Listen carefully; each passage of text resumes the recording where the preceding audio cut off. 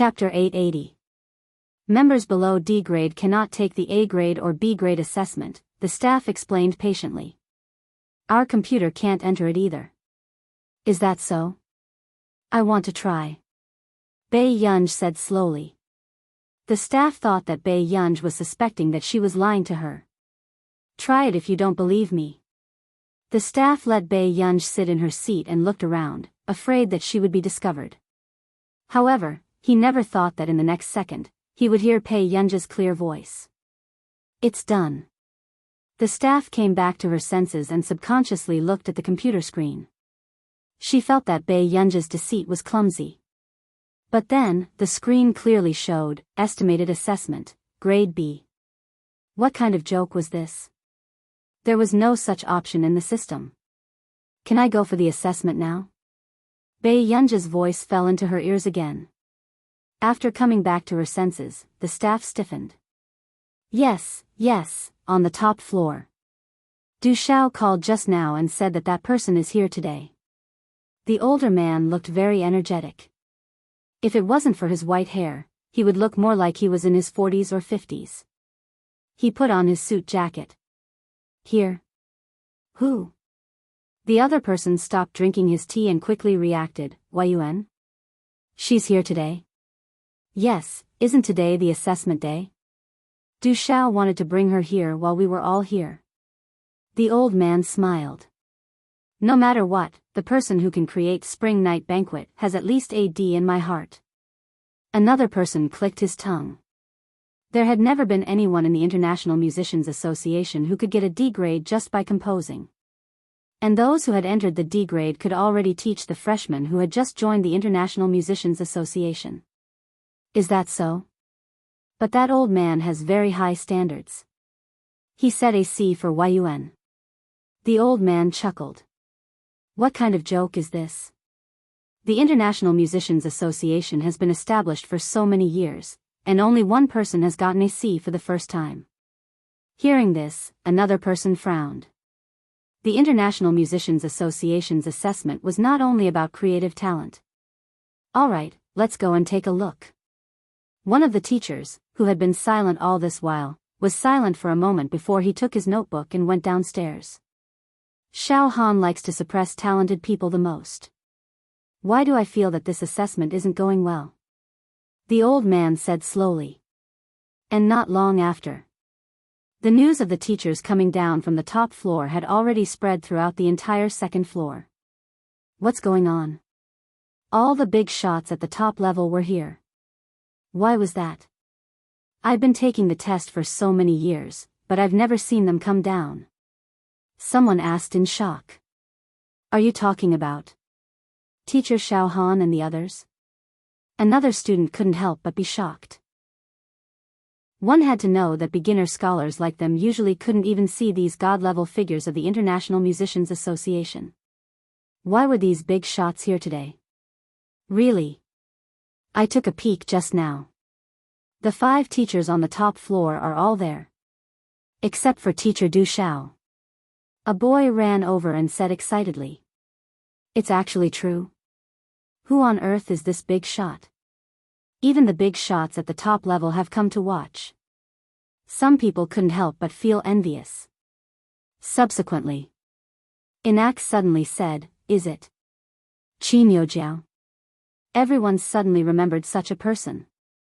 He had only been in the International Musicians Association for half a year, and he was already an E-class student. She's coming today too.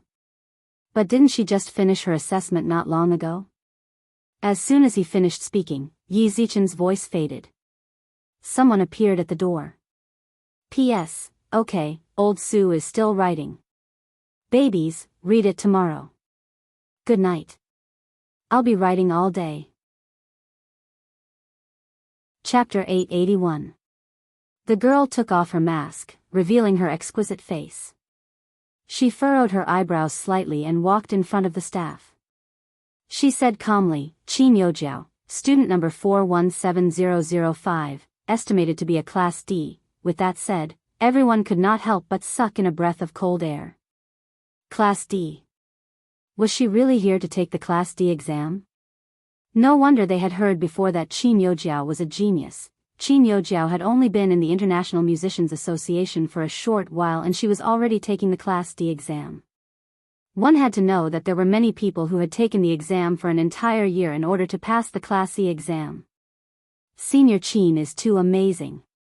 Class D, I wouldn't even dare to dream of doing this. I heard that Senior Qin's family background is very good. She's the daughter of a famous family in Country A. She's living in the Fue Rose Manor now. Oh my God, isn't that the Angel family's place? She's pretty, talented, and has a background. What kind of mistress setting is this? The people behind could not help but discuss enviously. Qin Youjiao was already used to such voices. There was a hint of arrogance and indifference in her eyes, but the corners of her lips still curled up uncontrollably.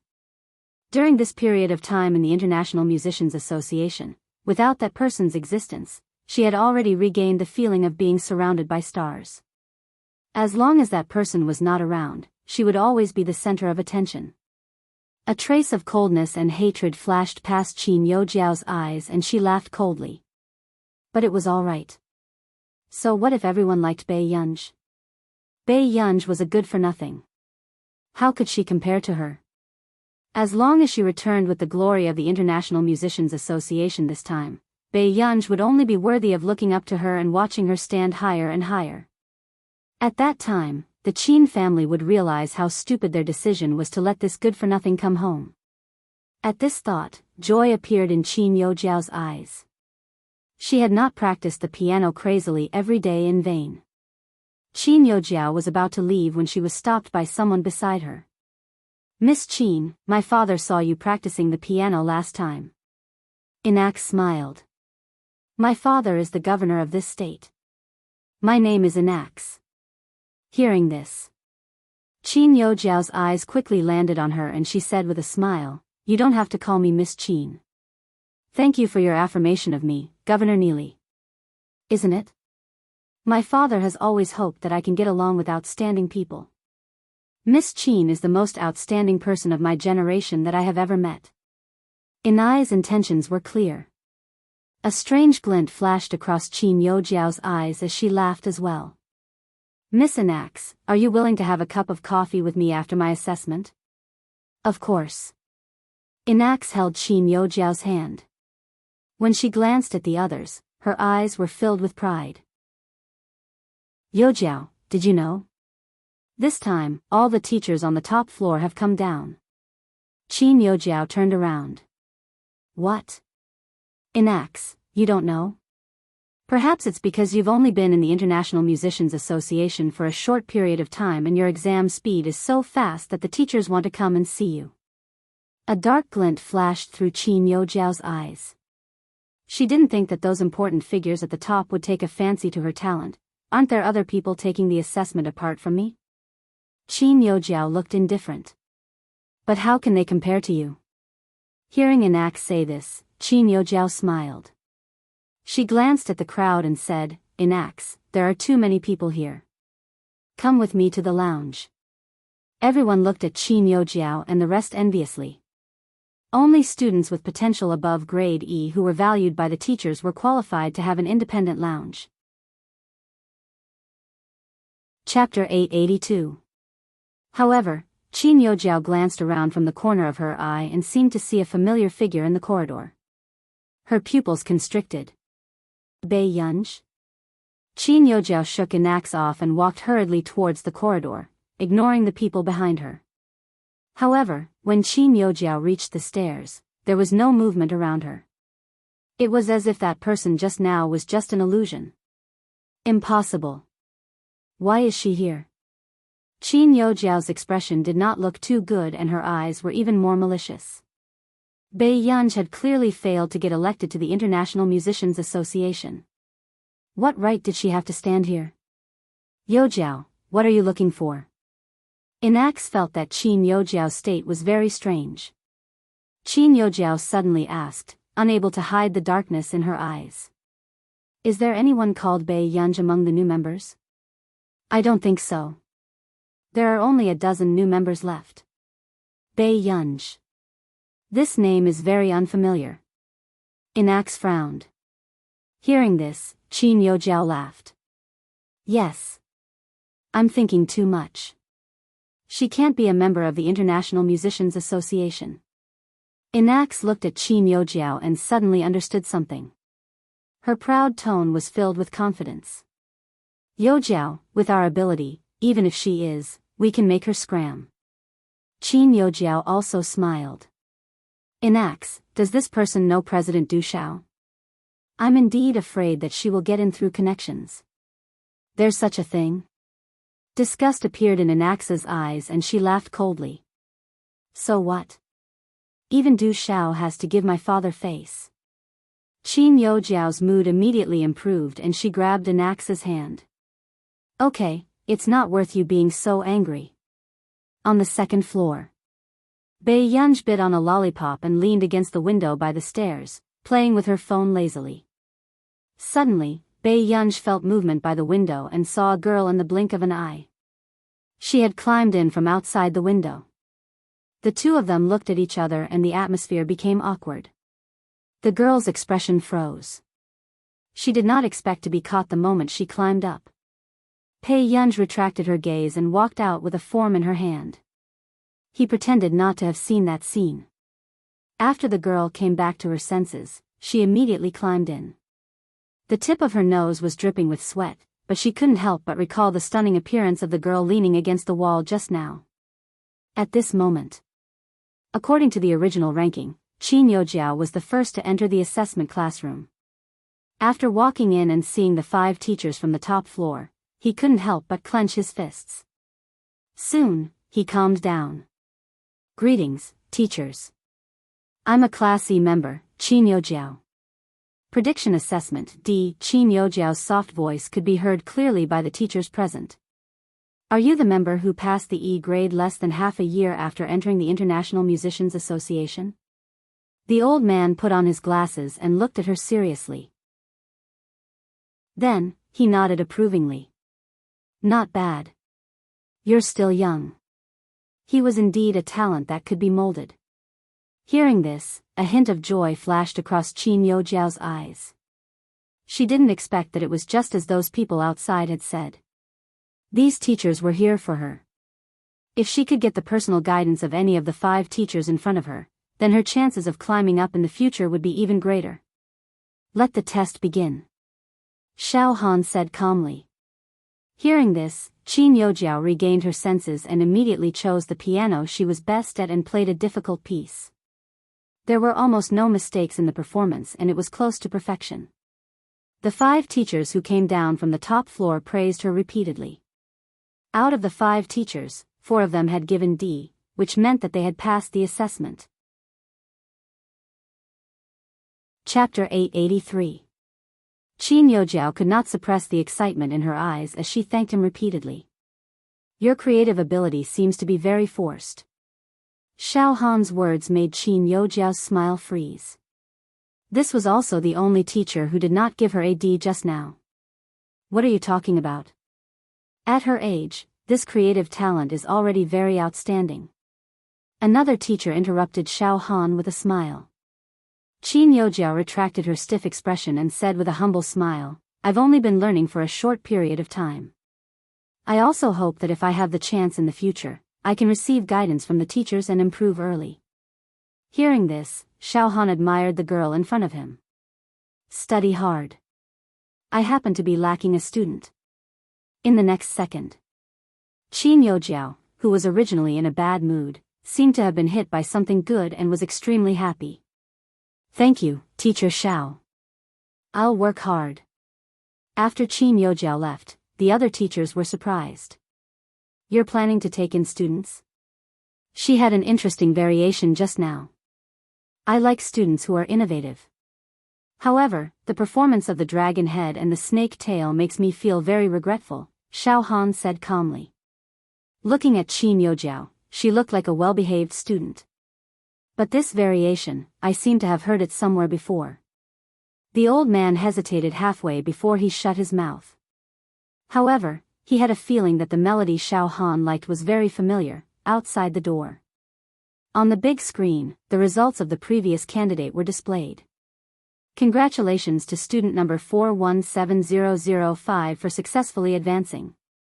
You have become a Class D student. Original grade, E. Instantly, the students outside were stunned. She's really a genius. Senior Chin is probably a god, right? She advanced to Class D in less than 10 minutes this time. I think the new members of these batches are going to be crushed by Senior Chin. Inax also smiled arrogantly, as if she was the one who had received this honor. When Qin Yojiao opened the door and came out, everyone was paying attention to her. Yojiao, how was it? Did the 5 teachers say anything to you? They didn't say anything. Qin Yojiao tucked her hair behind her ear and said calmly, it's just that teacher Xiao Han seems to have the intention of taking me in as a student. Hearing this, everyone sucked in a breath of cold air. Teacher Xiao Han was ranked in the top 3 in the International Musicians Association.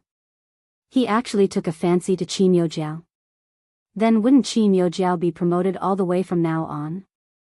Everyone was envious, but they knew that they couldn't compare to Qin Yojiao. Really? I heard that teacher Xiao Han is especially strict. Inax couldn't help but feel envious. If I can become teacher Xiao Han's student, I will bring you to meet the teachers at the top. Qin Yojiao's words instantly touched Inax. Yojiao, thank you so much. Quickly go in and take the test. I'll wait for you in the lounge. Qin Yojiao suppressed the excitement in her heart and only suppressed it when she returned to the lounge. She had really attracted the attention of the top teachers. At that time, as long as Xiao Han accepted her as his student, Bei Yunj would be nothing in front of her. At the thought of this, the hatred in Qin Yojiao's eyes surged. Ever since she was young, she had always been the beloved daughter of a prestigious family. It was all Bei Yunj's fault for ruining her life. She was going to make Bei Yunj pay 1,000 times the price. The test continued. Then, just as Inax was about to go in for the assessment, the sound of a violin suddenly sounded in the hall. After hearing this familiar melody, Inax's expression changed. Chapter 884. Inax turned her head and saw the girl who had just climbed in through the window. She was playing her violin in the hall. Mo Xiaoqin. Inax was so angry that her entire body was trembling. Wasn't this B*TCH eliminated and wouldn't come? Why would she appear here? Bei Yunj had just wandered over and saw this scene. She leaned lazily against the wall and listened. It had to be said that this girl was quite good at playing the violin. What are you doing? Who allowed you to come in?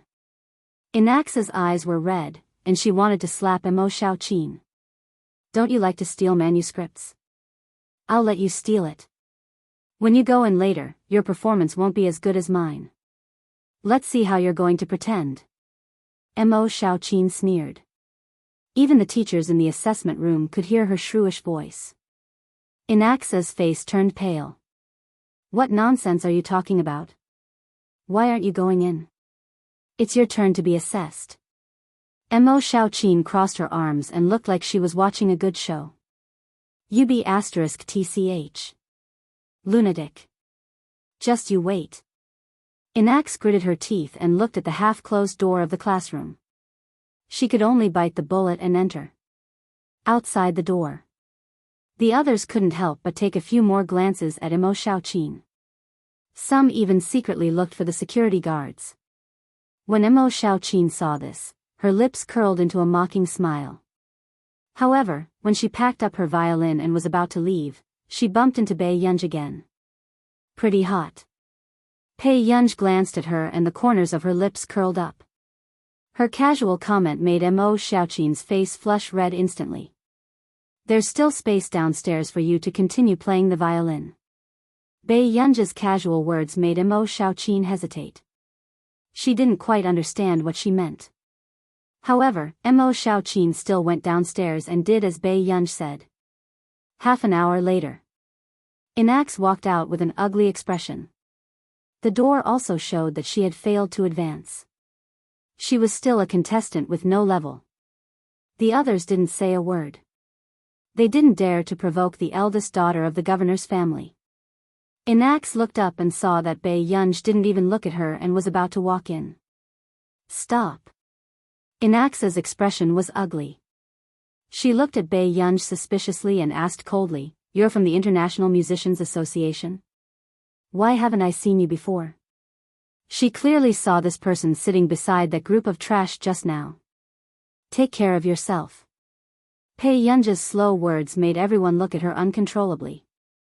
This person was too powerful. He even dared to talk back to the governor's daughter. You.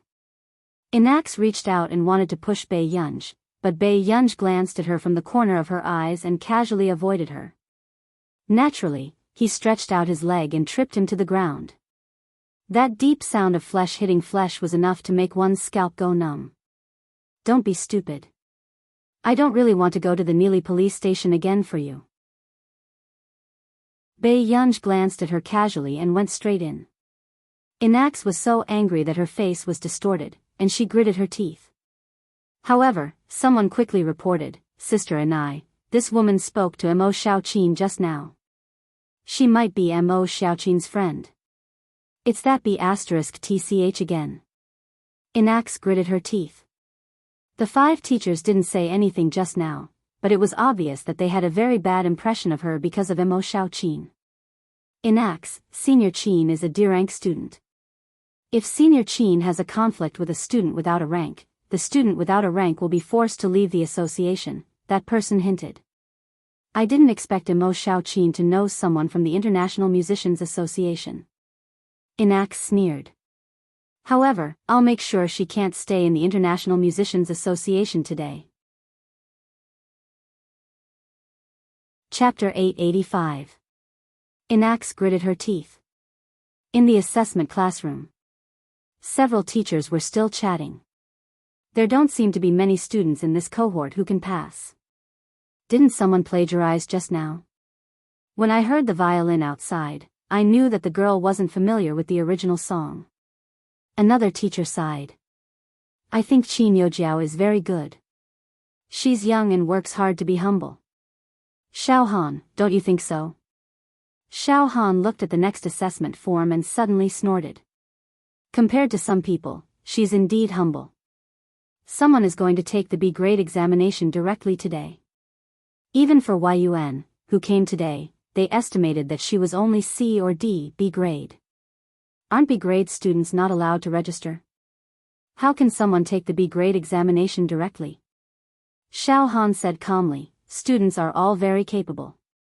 However, such a person shouldn't stay in the International Musicians Association. The others fell silent. Xiao Han had always had high standards for students. In addition, with Qin Yojiao as a comparison, this student was indeed too arrogant. She actually planned to take the B grade examination directly. There was no such example in the International Musicians Association. If she doesn't pass the assessment, this person doesn't need to stay in the International Musicians Association anymore. With that said, no one refuted Xiao Han. Everyone silently agreed. Soon. It was only when a girl pushed open the door and entered that everyone's eyes could not help but land on her. Bei Yunj took off her mask and hat, revealing her exquisite and beautiful face. Even the teachers were a little stunned. It had to be said that this student's appearance could be said to be the face of the International Musicians Association. Introduce yourself. One of the teachers spoke. However, before Bei Yunj could speak, Xiao Han interrupted her. Since this student is so confident, there's no hurry to perform first. These introductions are also in the assessment form. Bei Yunj raised her eyebrows and glanced at Xiao Han carelessly, but she did not mind taking the assessment first.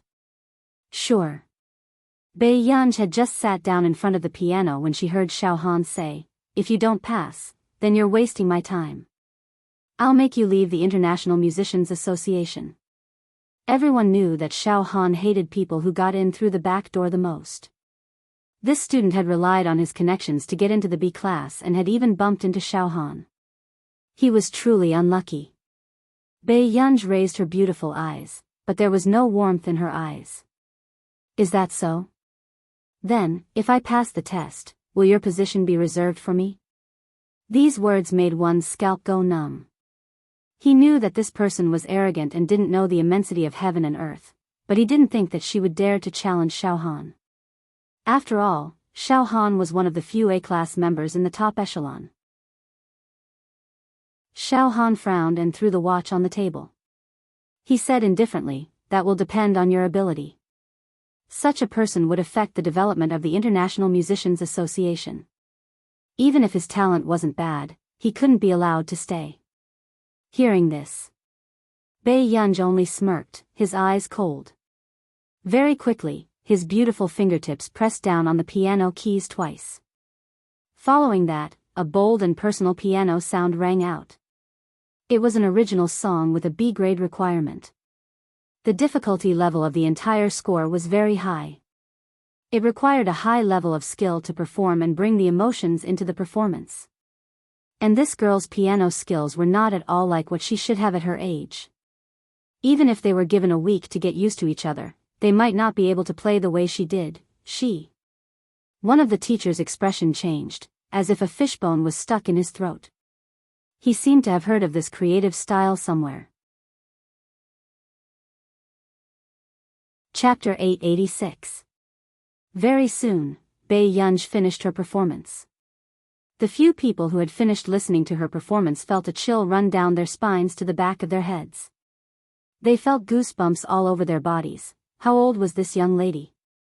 She should be around 20 years old. Her piano skills did not lose out to those who were known as the Grandmaster teachers. Who was her teacher? At this moment, Bai Yunj stopped and had no intention of standing up. She sat on the black cushioned piano stool and crossed her legs casually as she looked at them. The atmosphere suddenly became awkward. They had thought that she was a student who did not know the immensity of heaven and earth. They did not expect her to make their scalps go numb. Who was the one who got this immortal? What's the name of this song? Someone asked instinctively. Bai Yunj said without hesitation, Bakerton Rose. That person asked, why is it a rose? Bai Yunj was silent for a moment. Because I only have roses in my house. Everyone suddenly fell into silence. Then, someone probed, your house is Bakerton Manor? Yes. Bai Yunj responded nonchalantly. In an instant, all of them felt as if their bodies were about to go limp and float. They thought that Bai Yunj had seen photos of Bakerton Manor on the internet and had a beautiful fantasy of Bakerton's glass garden. They did not expect her to live in Bakerton Manor. The owner of Bakerton Manor was actually a young lady from country A? Everyone could not come back to their senses for a moment. Xiao Han's expression was also a little ugly. With this girl's standard, even if she applied for Class A, it would not be impossible. Among them, the old man in dark stripes suddenly asked, are you Yun? Yes. Bai Yunj responded casually.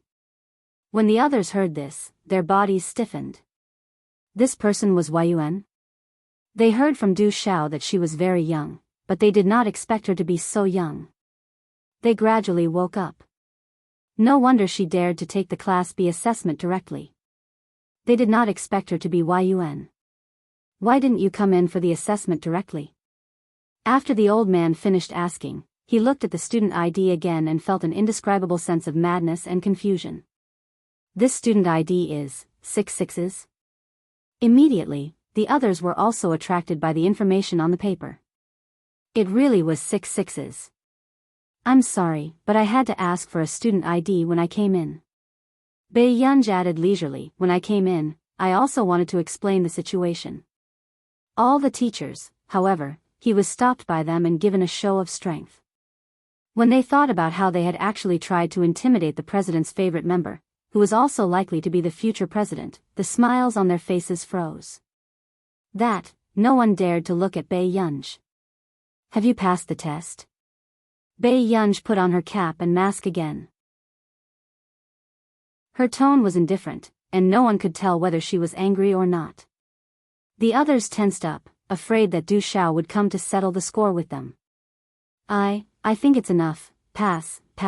Soon, the four of them passed, and they couldn't help but look at Xiao Han. They thought of how Xiao Han and Yun had challenged each other just now. If Yun held a grudge, Xiao Han might not be able to gain the upper hand. Xiao Han pursed his lips and felt that he had been slapped in the face. His expression was a little ugly. Pass. Given Bei Yun's situation, it was impossible for her not to pass. Chapter 887. Bei Yun glanced at him indifferently and prepared to leave again. Since I've passed the assessment, I'll go back first. As soon as Bei Yun finished speaking, the few of them stood up instinctively. Yun. You've just arrived and you're leaving now? You don't want to see President Du? Bei Yun didn't even look up. There's nothing to see. Instantly, everyone froze. No wonder Elder Du said not to provoke Yun. Yun had a bad temper. She was simply a person with a communication disorder. However, with Bei Yun's ability, the one who had to work hard was never her, but others. Bei Yun put on her hat and opened the door without saying a word, appearing in front of everyone. Everyone thought that Bei Yun had passed the assessment. She looked cold and expressionless. After all, those who passed the assessment would usually be so happy that they could fly. Then, Inax, who was staring at Bei Yun at the door, was about to mock her when she saw Bei Yun walking downstairs with an indifferent expression. This situation made people think that Bei Yun couldn't take the blow. It looks like she failed the assessment too, right? The girl beside her smiled. Inax burst out laughing. I thought that she would be very powerful with her bad temper.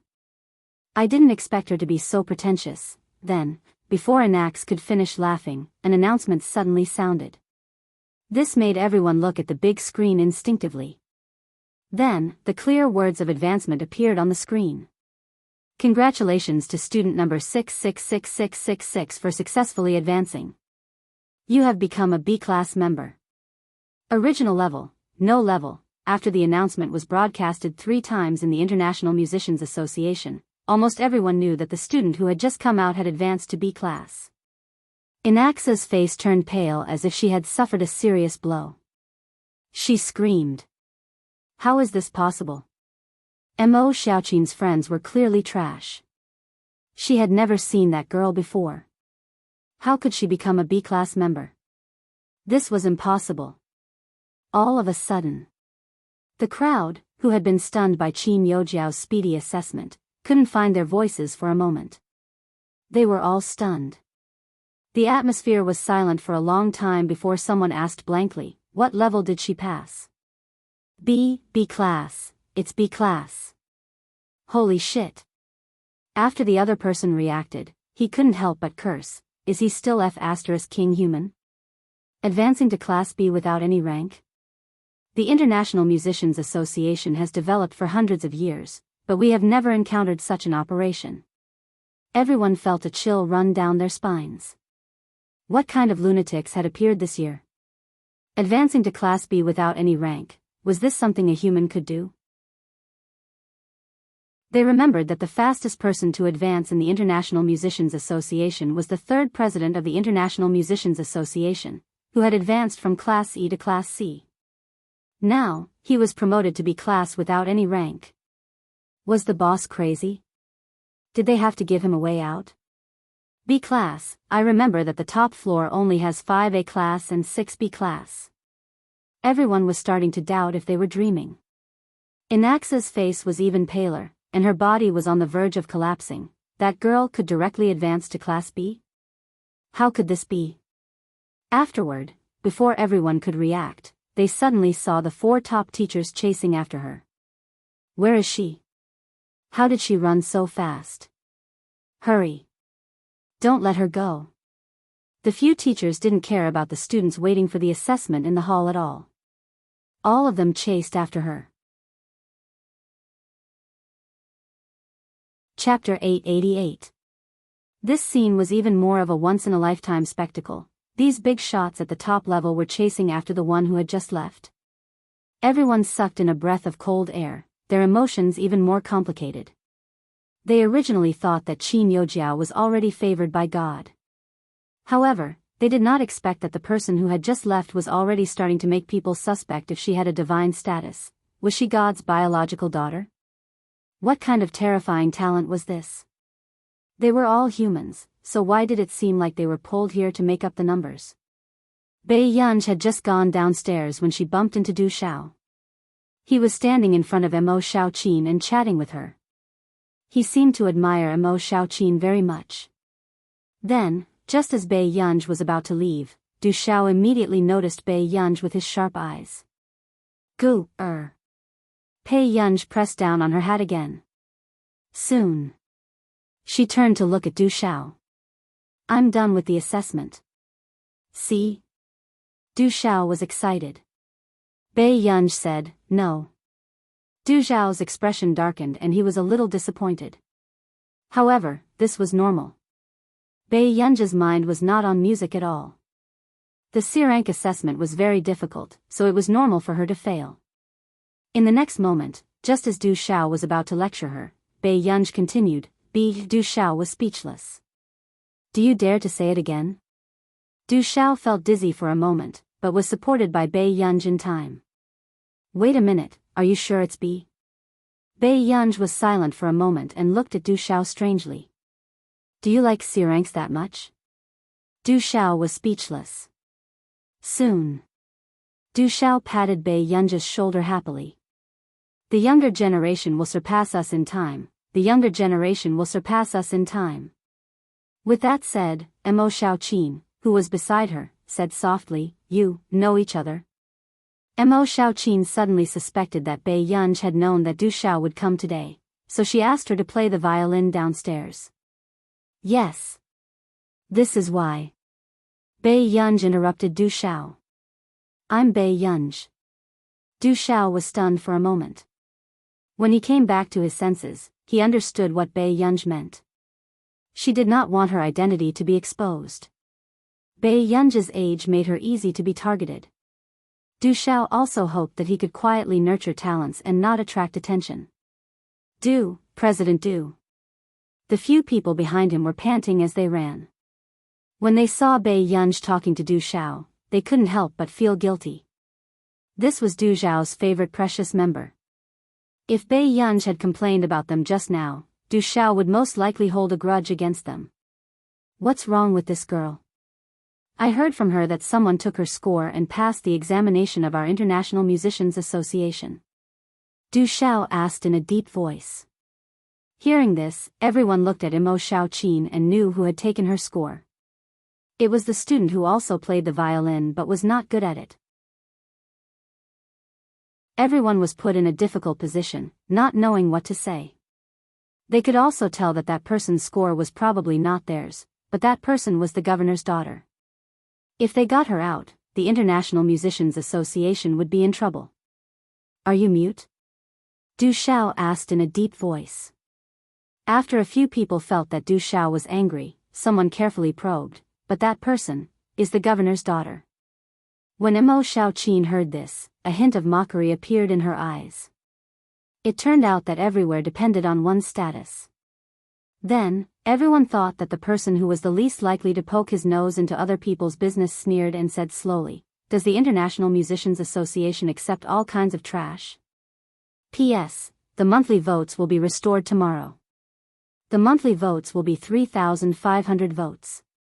Thank you for helping Master Pei. Thank you for your hard work. Chapter 889.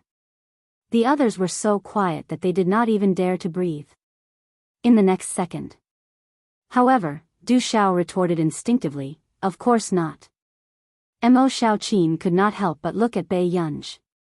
She did not expect her to speak up for her. But then, she heard Biyao say slowly with a smile, Old Master Du, investigate this matter thoroughly. After all, it's quite tiring for this lady to climb up the second floor with her bare hands. Mo Xiaoqin was speechless. These words made the others look at Mo Xiaoqin a few more times. There was such a thing? Okay, I'll investigate this matter thoroughly. I'll definitely give you an answer tomorrow. Du Xiao's words were surprising and worrying at the same time. After all, she was the governor's daughter, really? Thank you, old Master Du. Mo Xiaoqin was extremely excited and bowed to Du Xiao repeatedly. Then, just as Mo Xiaoqin turned to look at Bei Yunj, she had already left. Bei Yunj had just gone out when she saw a message from Yu Manran. Man, Gu, can I take a picture of your house? The kind that will be posted online. Pitiful. Bei Yunj raised an eyebrow and replied quickly. Up to you. At this moment, Inax, who had learned from others that she was going to the president's office tomorrow, had a terrible expression. This B***TCH actually dared to report me? Inax gritted her teeth. Inax, I heard that President Du Xiao helped you this time because of another person, the girl said. Inax turned around and asked, but quickly regained her senses. Who is it? The person who passed Class B today? Yes, President Du Xiao seems to have an unusual relationship with her. It's said that President Du knows her in Country A. The girl's tone had a deeper meaning. Inax narrowed her eyes and laughed coldly. I knew it. How could someone pass Class B directly? So she got in through the back door. I've been waiting for you inside for a long time. Why didn't you look for me? Qin Youjiao happened to walk out and asked. Inax's eyes lit up and she went forward to hold Qin Youjiao's hand. Youjiao, do you know who President Du Xiao knows in Country A? A dark look flashed through Qin Youjiao's eyes. Why do you ask? Youjiao, there's a girl who came to take the test today. She passed Class B immediately. These words made Qin Youjiao's expression change. Her pupils constricted and she clenched her fists instinctively. How was this possible? I heard that this is someone that Mr. Du Xiao met in Country A, Inax sneered. I don't believe that she relied on her strength to enter. I've never seen her in this batch of new students. These words made Qin Youjiao suddenly think of someone. Bei Yunj. Qin Youjiao's gaze turned cold and she could not help but clench her fists tightly. Soon, Inax heard Qin Youjiao say, I do know that President Du Xiao knows a girl in Country A and even attended her birthday party. Qin Youjiao hid the darkness in her eyes and said casually, however, it shouldn't be what you think. That person's name is Bei Yunj. I don't think I've ever seen her have any musical talent. Following that, Qin Youjiao laughed coquettishly.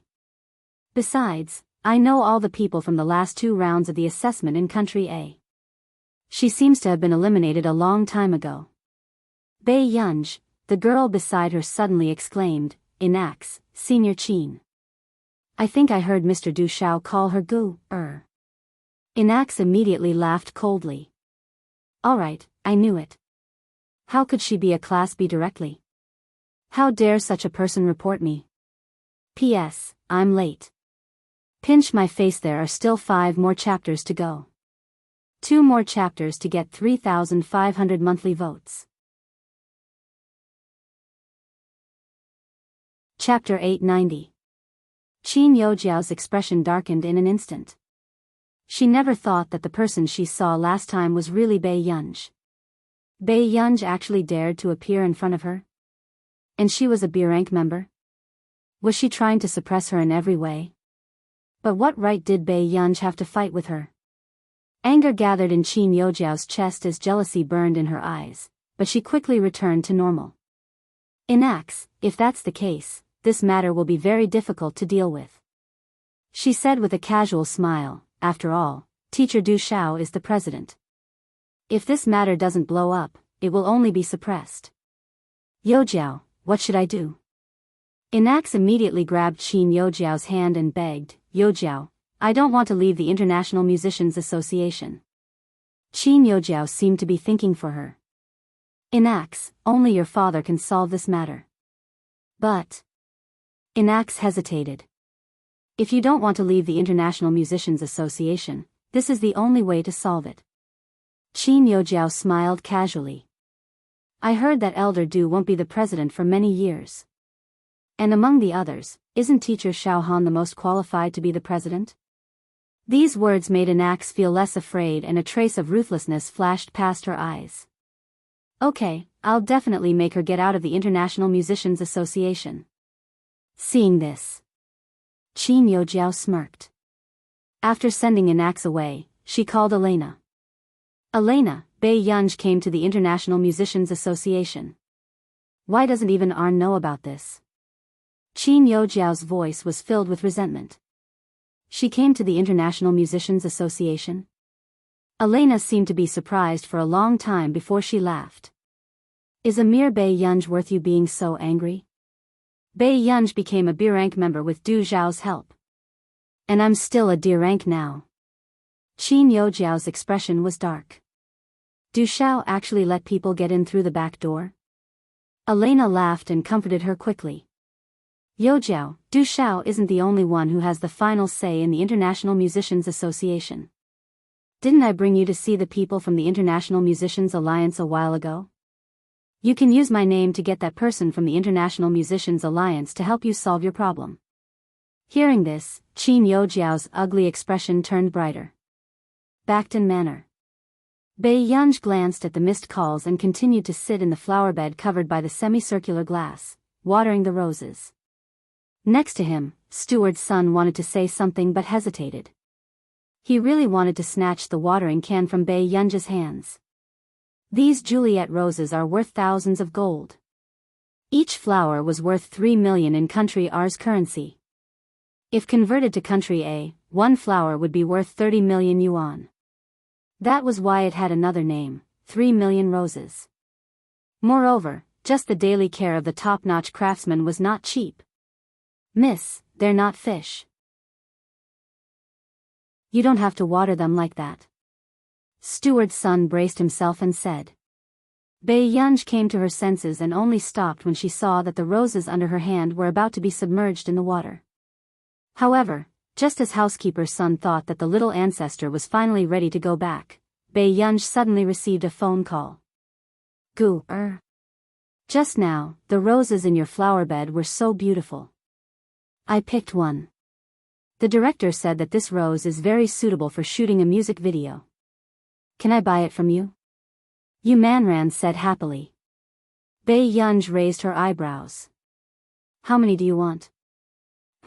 About 100. Yu Manran said. All right, I'll send it to you later. Bei Yunj hung up the phone, turned around, picked up the scissors, and started cutting the roses. Steward's son almost fainted on the spot. Miss, what are you doing? Steward's son's voice trembled. P.S. On Monday, it's time for the children to vote for Bei Yunj. Chapter 891. When Butler's son saw Bei Yunj cut off 3 roses at once, his heart ached. He felt that even his breath was filled with the scent of money passing away. My friend is filming a music video and wants roses. Bei Yunj glanced at him and continued cutting. Butler's son's body was already stiff. His heart was trembling with the crisp sound of the scissors. It was as if she was not cutting roses but his heart. Originally, Yu Manran had asked him this morning if he could pick a rose and he had agreed. After all, Bei Yunj and Yu Manran had a good relationship. But to pick 100 Juliet roses? What kind of joke was this? Can't you ask her to buy some other roses? Bei Yunj raised her eyebrows and affirmed, our roses look better than the ones outside. Butler's son was speechless. 3 million roses, gold coins planted in the soil, how could they not look good? Moreover, Backton Manor even had the best soil quality for cultivating Juliet's roses. The rose of Juliet here was much more precious than the rose of Juliet in other places. Many people wanted to enter Backton Manor and see the world-famous rose garden with their own eyes. Even the Fue rose garden was just an imitation. After half a year of transplanting, they still could not raise the Juliet roses and could only plant other varieties. But who would have thought that someone would pick the Juliet roses to film a music video? Was this something a human would do? Miss, this is really expensive, very expensive. Butler's son went up and grabbed Bei Yunj's scissors. His gaze was alert, as if he was protecting his own child. Bei Yunj hesitated. How about 90 roses? Butler's son was expressionless. He was just short of holding a knife to his neck to demonstrate. In the end, Biyao only took 60 Juliet roses and cut 50 Louis XIV roses at the edge of the garden before leaving with a big bouquet of flowers. Butler's son looked at the small piece of the garden that was missing and felt his heart ache. His vision turned black and he almost needed a quick-acting heart reliever. At the filming location, the director stared at the Juliet roses and felt that they were a little familiar. He turned around and asked, how much are these roses? Biyao thought for a moment. It should be quite expensive. After all, Butler's son had almost detained her just now and forbade her from leaving with the roses. The director laughed heartily and felt that the young lady was really interesting. How expensive could 100 roses be? How about this, we'll treat it as our MV company's expenses. I'll get someone to check it out. This rose is really pretty. At this moment, the director still didn't know what kind of reality he was about to face. No need. Biyao was just about to refuse when the director interrupted. Hey, are you looking down on me? Do I look like someone who can't even afford 100 roses? After that, the director took a picture and showed it to his assistant. He even mumbled, I'm going to buy roses like this for my wife on Valentine's Day. Biyao's eyelids twitched, but she simply let him be. However, just a few minutes ago, the director had asked the staff to remove the petals and spread them all over the floor. The assistant suddenly gave him a call. The director didn't answer the call the first time, but the call came in a few more times. The director frowned. You're on the 3rd floor of the ancient castle, yet you still called me? Are you crazy? The assistant took a deep breath. He had just checked the variety of roses and his mind was still a little messy. I'm sorry, director. My legs are still weak and I can't go downstairs. Where did you get these roses? Chapter 892. Why are you talking so much nonsense? Qin Yu's sister brought them from home. The director frowned. I asked you to pay the bill. Why are you so slow? The assistant said. Then our funds might not be enough. What nonsense are you talking about? Before the director could finish scolding, his body suddenly trembled. What's not enough? The assistant took a deep breath. Director, there are at least 50 to 60 Juliet roses in the roses brother Yu's sister brought. According to our country's currency, one rose is close to 30 million yuan. If we buy all of them, it will cost about 1 billion yuan. With that said, the director smashed his phone down and could only hear the assistant's helpless cries. 1 billion yuan, the director felt that his scalp was no longer his own. He could not understand such a rich person. He turned his head stiffly and slowly to look at Biyao. What roses are those? Juliet roses? Biyao played with her phone as she said without thinking, I think that's the name. The director was speechless. Why the F***ck were you running around with roses worth more than 1 billion yuan? All of a sudden, the director remembered something and his scalp turned numb. He had just gone to get the stage manager to remove the petals of the Juliet roses. The director suddenly sobered up and immediately picked up the loudspeaker on the table, rushing into the venue without care. It was everyone's first time seeing a director who was out of shape run as fast as he could. At this moment, as the director ran with all his might, he shouted into the loudspeaker in a shrill and panicked voice, all of you, F***king stop. Let go of those roses. Don't F***king remove the petals. In the entire castle, the director's voice seemed to linger, making everyone sober up. Biyao was speechless. Everyone was also confused. Biyao did not know much about rose varieties. Seeing the director's expression, she also searched online. A minute later, Biyao suddenly understood why Butler's son looked at her as if he wanted to die together with her. What was Nance thinking? She actually raised a few hundred square meters of Juliet roses? However, this was enough to show how wealthy the Higgins family was back then. Biyao's eyelids twitched. After a moment of silence, she quietly transferred double the amount of money to Butler's Sunday. After a few words of comfort, she asked Butler's son to pick his favorite Juliet roses and transplant them. Meanwhile, the director had already rescued 58 Juliet roses, and 2 of them had already been plucked into petals. Seeing this situation, the director would rather he be the one being torn into pieces. This was 60 million. Director, what's wrong with you? Yu had just returned and didn't know what had happened. The director's eyelids twitched and his entire body trembled. Brother Yu, I'll work for you in the future. He could not afford to repay this debt. He had never thought that the Qin family would be so rich that they would allow Biyao to raise Juliet roses. Hearing this, Yu could not help but sneer. Are you kidding me?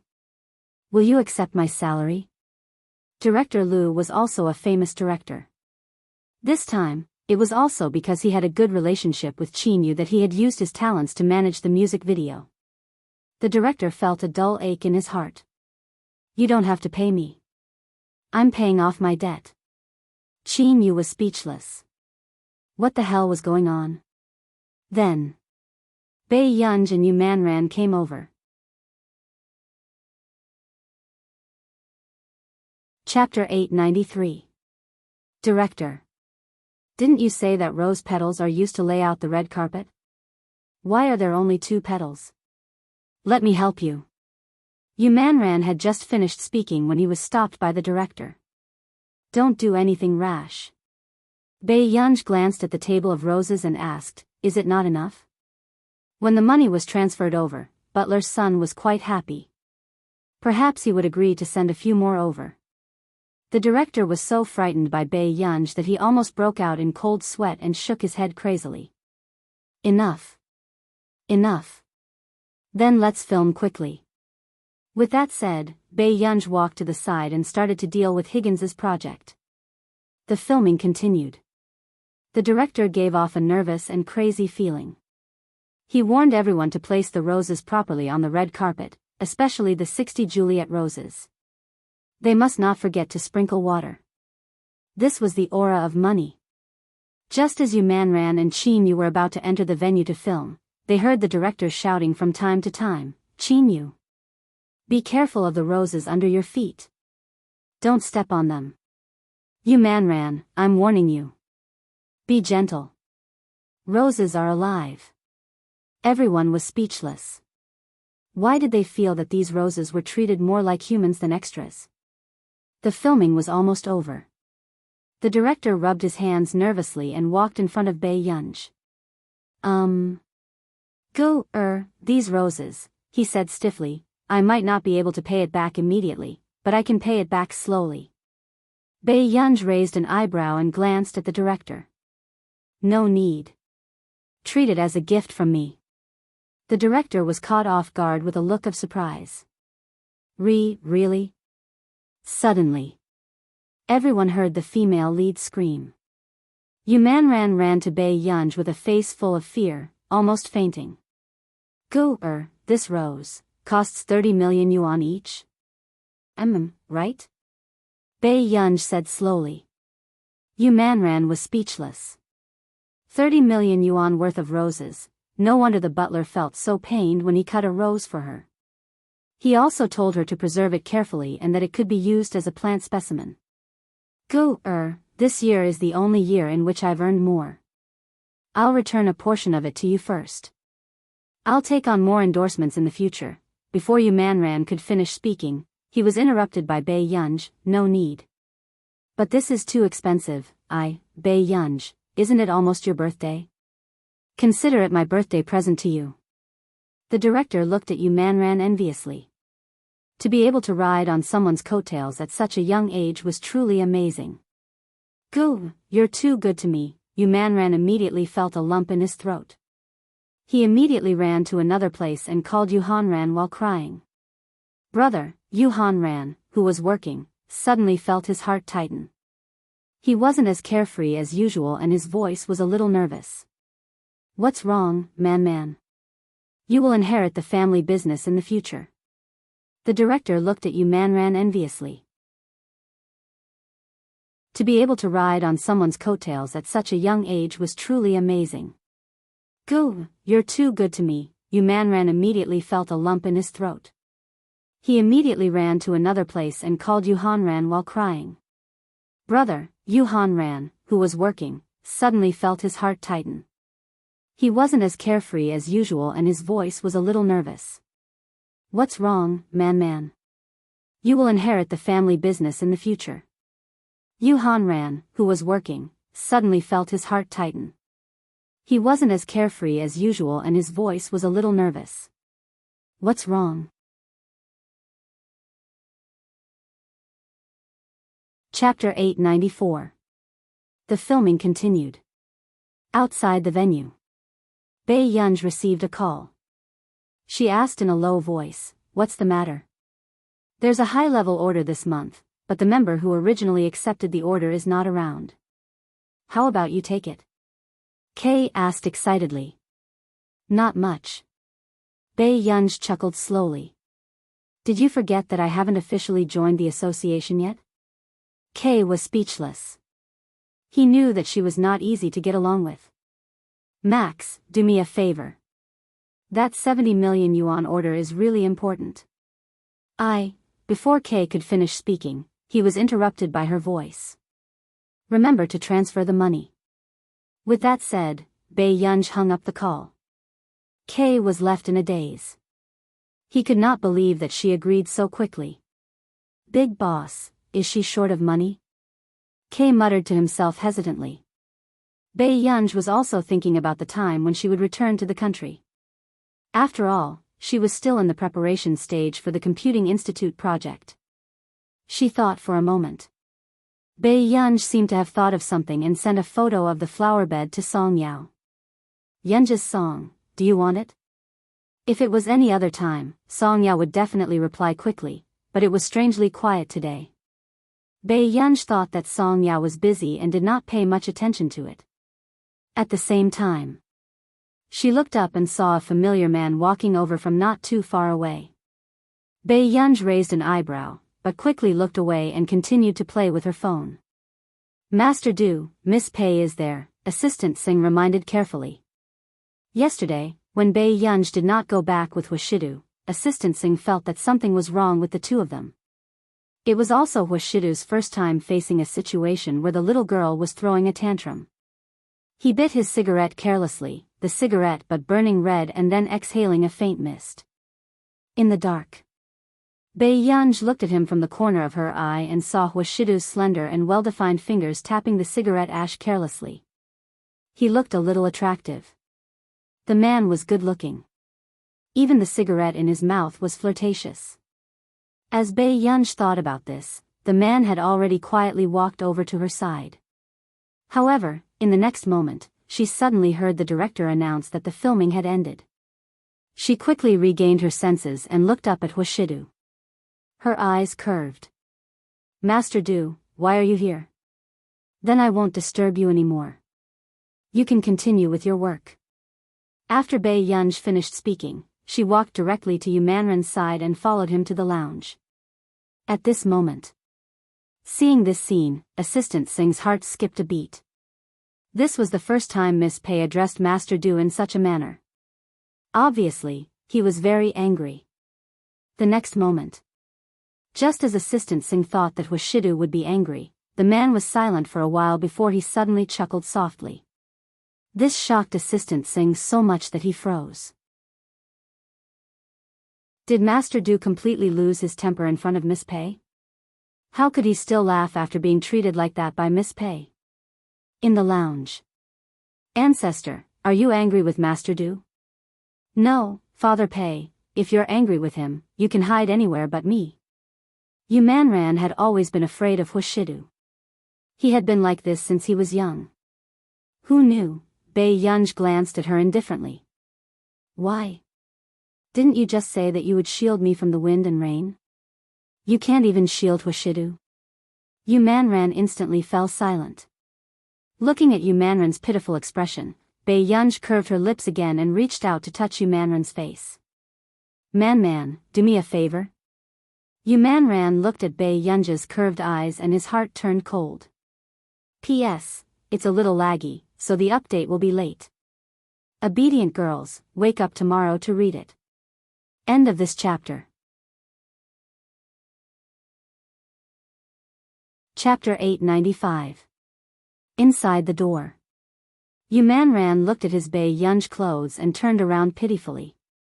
Master Pei, are you really going to treat me like this? Biyao raised his eyebrows and comforted him with a smile.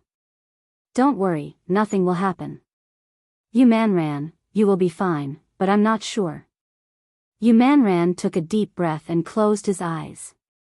After lowering the brim of his hat, he pushed open the door and ran away. Biyao waited in the lounge for about 3 minutes before she quietly pushed the door open and left. Outside the door, only the staff were left. Biyao quickened her footsteps. After leaving the castle, she walked towards a place with a lot of people. But what she did not expect was, 10 minutes later, Biyao sensed that something was wrong. In the blink of an eye, she saw a black car driving slowly behind her. Biyao met a certain someone's eyes. There was an endless stream of traffic on the bridge.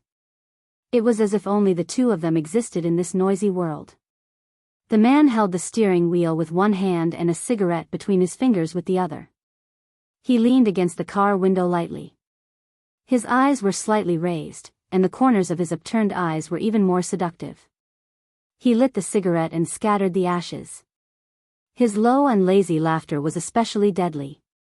It was a gentleness that made people blush and their hearts beat faster. Miss, isn't it time to go home with me? Biyao, even Biyao's heart started to beat faster. However, a moment later, she thought of the woman leaning on his shoulder yesterday. He could talk and laugh like this with other women. Biyao could not help but curse softly. Bastard. Womanizing. By the time she finished cursing irrationally and reacted, she had already heard the man's voice. Huh? Huashidu licked his lips. His eyes were dark and unreadable. He asked with an angry smile, Are you scolding me, Yunyun? This was the first time he had heard Biyao scold him. This form of address made him want to laugh. Biyao looked up at him and felt inexplicably guilty. Half a minute later. She was the first to admit defeat and looked away. Don't be rude. Just when she thought that Huashidu had finished reprimanding her, she heard him say in a gentle voice, Why are you trying to flirt with me? Biyao, the expression on her face froze for a moment before she quickly turned around and left. Seeing this, Huashidu quickly opened the car door and chased after him. Only Assistant Singh hurriedly came out from the back seat and parked the car. At the park square by the river. The people coming and going could only see a handsome man in a suit and leather shoes striding forward, following Biyao in front of him. Yunyun, high heels are very tiring. The man chuckled behind her.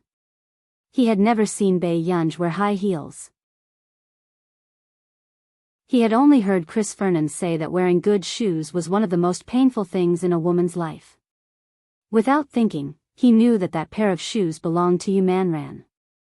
Biyao had indeed not worn them much. These were new shoes that the assistant had prepared for Yu Manran, so her heels were red. However, when she heard the man behind her say this, Biyao threw off her shoes and walked barefoot on the square. The scene that landed in the eyes of the others was, a beautiful and unruly girl pursed her red lips and walked forward without looking back, but for some reason, she made people feel proud and angry. The refined and dignified man behind her bent down to pick up the pair of high heels and coaxed her with a smile. This man was so handsome that people could not close their legs. His smile was too charming. End of chapter. Chapter 896. Yunyun, the ground is cold. If it was in the past, Biyao would have softened when she heard Huashidu coaxing her like this.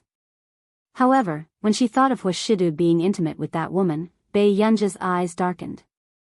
For the first time, she felt as if her heart was being pricked by a needle. She pursed her lips and suddenly turned around. But she did not expect, the next second, the man behind her grabbed her waist and carried her up horizontally. His right hand was even holding her high heels. Baiyang leaned against his warm body and could only smell the faint, pleasant and cold scent on the man's body. I can let you torture me, but don't torture yourself, do you hear me? Huashidu looked at the person in his arms who had yet to react. He wanted to try biting her and make the little girl cry once so that she would remember. However, in the next moment, he retracted his gaze and licked the tip of his teeth that were itching. He hid the desire in his eyes and returned to his nonchalant appearance. Baiyang pursed her lips and did not speak. The people who were watching the two of them not far away could no longer control their young hearts. For the first time, they felt that the plot of an idle drama was so real. By the park bench. The man put her down gently and bent one knee slightly to look up at her. Are you really going to ignore me? Huashidu looked at her for a while, then lowered his eyes casually. He held her cold bare feet with both hands and placed them on his lap. He used his hands to warm her up. The little girl was indeed childish. It was such a cold day, yet she was walking barefoot on the ground. Baiyang instinctively retracted her feet, but the man held them firmly and she could not break free. She lowered her eyes and could see this refined and noble man kneeling in front of her on one knee, holding her feet with his head lowered. Even Baiyang suddenly had the illusion that this man would indulge her no matter how arrogant she was. After regaining her senses, Baiyang felt that this man in front of her was too lethal. He was so lethal that as long as he wanted, she could probably break any bottom line for him. Suddenly, the man's low and magnetic voice interrupted her thoughts. You won't calm down no matter what, right? Baiyang hesitated for a moment and looked up to meet the man's unwavering gaze. Suddenly, Baiyang saw the man chuckle softly. His posture was casual and ostentatious, and his eyes were slightly raised as he looked straight at her. His husky and magnetic voice was so ambiguous that it made her blush and her heart race. He coaxed her intimately, do you want to touch my Adam's apple? You only have one chance, Yunyun. Baiyang instinctively looked up and her gaze landed on the man's sexy Adam's apple and the mole that was extremely lustful. His heart wavered.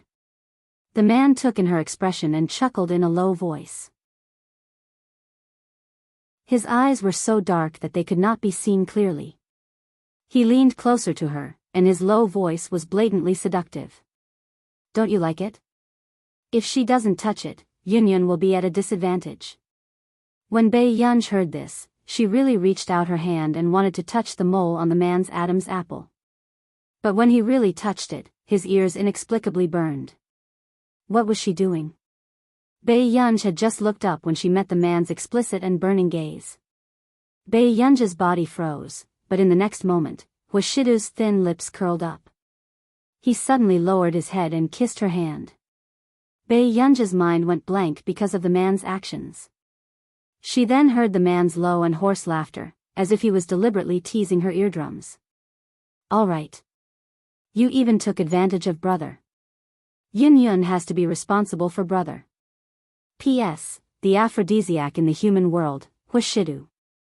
End of this chapter.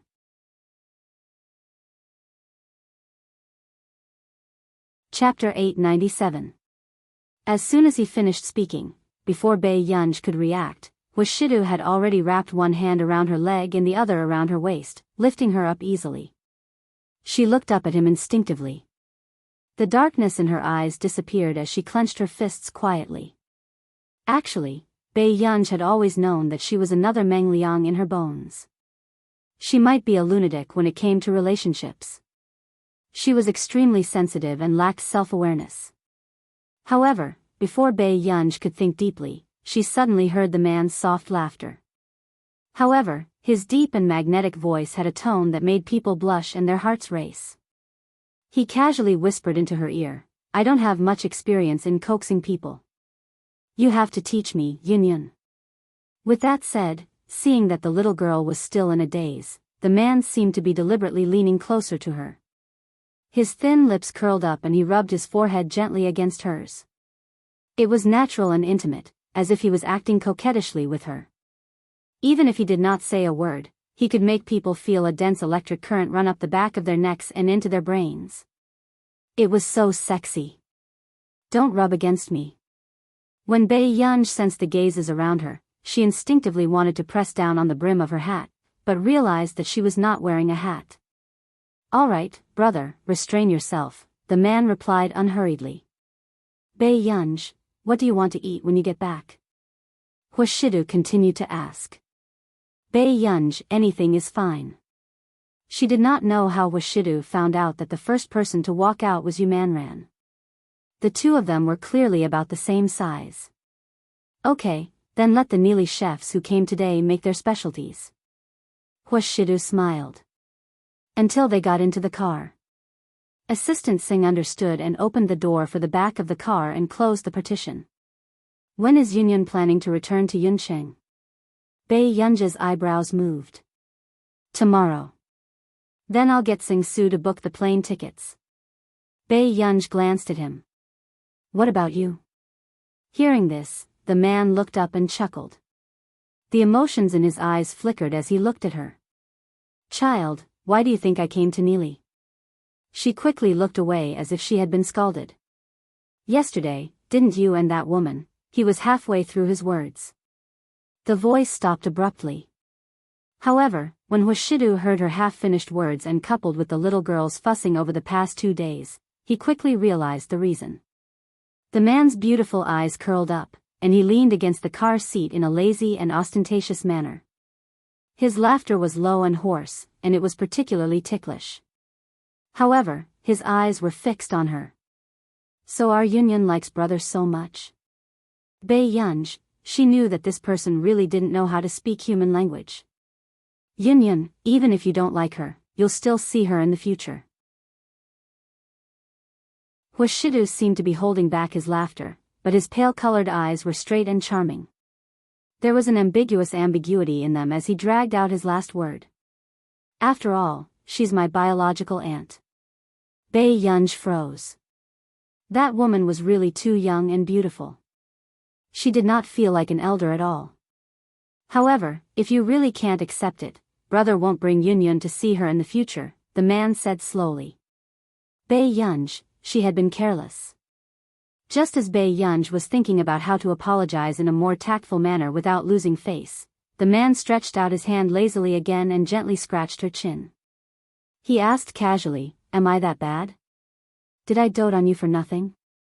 P.S. It's no wonder that Master Pei is obsessed with beauty.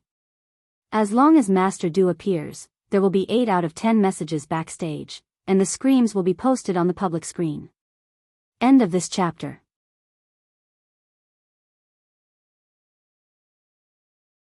Chapter 898. Bei Yunj looked at him for a while. "No, I'm sorry," she added, "brother." The man lifted his thin eyelids and looked at her calmly with his dark eyes. "What did you do to apologize to me?" Just as Bei Yunj thought of several answers and felt that she could not say them out loud, the man's eyes darkened even more as he sorted out his emotions. He lowered his voice carelessly, seductive and gentle as he said patiently, "If you didn't do anything wrong, why did you apologize to me?" He retracted his gaze and gently pinched her cheek. "Yunyun, to you, I have to be different from others." The man smirked, making her like him grow like weeds. Soon, his casual voice landed by her ear. It was so ambiguous that it made her blush and her heart beat faster. "Don't you understand? Brother only torments our Yunyun." Bei Yunj was speechless. When he said this, it was inexplicably flirtatious. At night, Bei Yunj sat in front of the computer and glanced at the advanced order sent by K. She quickly looked away and started to deal with it. About half an hour later, Bei Yunj called K. "The order is done. Get him to transfer the rest of the bill." K could not help but be shocked. "W so fast? Didn't he just give it to her today?" This order was not easy. How good was Max's computer skills? "It's all right. If you still have the order, you can give me more in the next 2 days," Bei Yunj replied slowly and turned off her computer. Kay said, "Big boss, are you short of money?" Bei Yunja's eyebrows moved and she said lazily, It's not easy to raise the flowers at home." Kay was confused. What did she mean by it was not easy to raise flowers? Was Max's family so poor? Were they so poor just to raise flowers? But that shouldn't be the case. Her order was 70 million yuan. No matter what, she could buy a flower bed. Could it be that Max's family owed a huge sum of money to loan sharks? Kay kept imagining things. Bai Yunj did not care and hung up the call. Then she glanced at Song Yao's message. She had not replied yet. Bai Yunj's eyes darkened as she thought about something.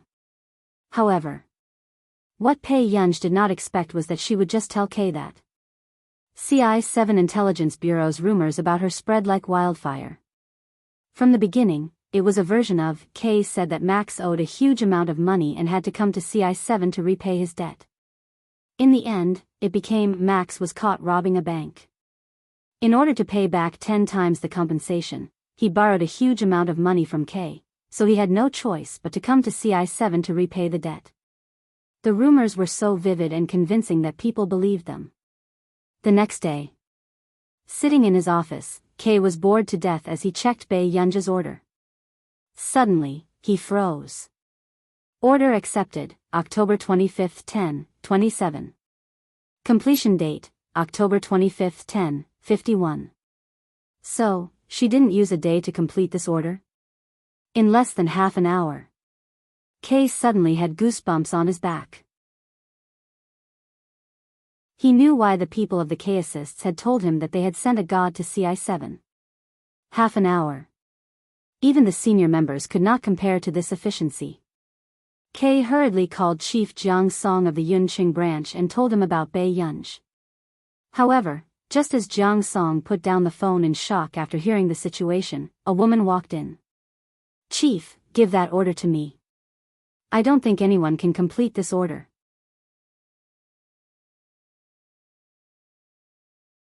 Chapter 899. Jiang Song frowned subconsciously. Then, he looked at the woman in front of him and said calmly, "No need." His words made the confident smile on the woman's face freeze. "What do you mean?" Jiang Song ignored the gloomy expression of the person in front of him and said calmly, "The matter has been resolved." He moved the mouse and looked at the reply of the person who placed the order. He raised his eyebrows. And the person who placed the order is very interested in the new person. "You let someone else take my order?" Jiang Song. The woman's expression darkened. She clenched her fists. "Qing Lu, you said that there were too many orders and that you couldn't take them all." "You." The woman gritted her teeth. They knew that Qing Lu didn't do it because there were too many orders. She just didn't like the branch and deliberately made things difficult for them. This customer who placed the order had worked with Qing Lu many times. The amount of the order was big enough. She was Qing Lu's big customer. Qing Lu was now an intermediate member. She relied on this person to be promoted to an advanced member. "Chief, are you sure you're not mistaken? I've only been out for a few days and the order given by my old customer is really completed?" Qing Lu narrowed her eyes. "Qing Lu, don't cause trouble. You can be promoted to the headquarters after taking 3 more advanced orders this year." Jiang Song's tone was indifferent, but there was a warning. No matter what, Max was sent by the headquarters. It could be seen that the deputy chief of the headquarters valued Max very much. When Qing Lu heard this, she couldn't help but sneer and leave the branch. Jiang Song looked at Qing Lu's situation and knew that she didn't listen. In the villa, Qing Lu looked at her background and pursed her lips. Soon, she found the person who accepted the order. Username, max level, private, age of entry, 2 days in an instant. Qing Lu's expression turned ugly. This Max had only been in for 2 days and she had already taken her advanced order? But what did this private mean? Generally, members below the advanced level couldn't hide their user level unless they deliberately did so. Qing Lu pursed her lips. She saw this person as a thorn in her side. At the same time, in the office, Jiang Song smoked while looking at Max's user information.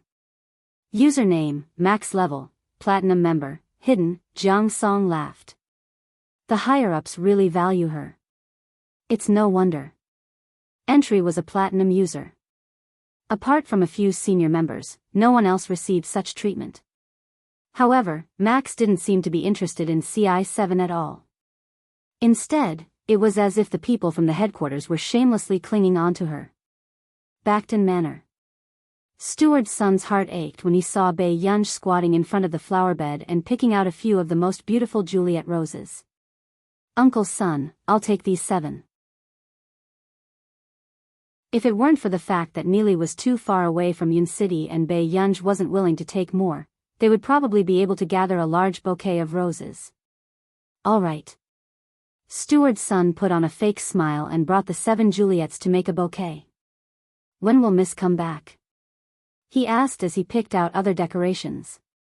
"I don't know." Biyao added, "If you need to pay for the manor, you can directly transfer it to my account." "Yes, Mississippi," Butler's son nodded. After making a bouquet of roses, he handed it to her. "Have a safe trip." "Thank you, Uncle Sunday." When the plane arrived in Yun City, it was 10 in the morning the next day. Biyao called Song Yao, but no one picked up. Her eyebrows moved instinctively and her eyes darkened. "P.S. I wrote a bug yesterday. K is the founder of the chaotic. So I changed the character of the CI7 headquarters. Deputy Director, Xian Yuan." End of chapter.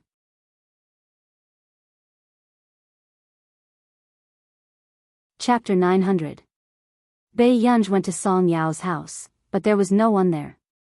Mrs. Song's shop was also closed. Soon. She called Lu Jian from the investigation team. "Has Fu Yanbai come out?" The other party was silent for a moment. Then, just as Lu Jian was about to speak, Biyao hung up and called Xian Yuan directly.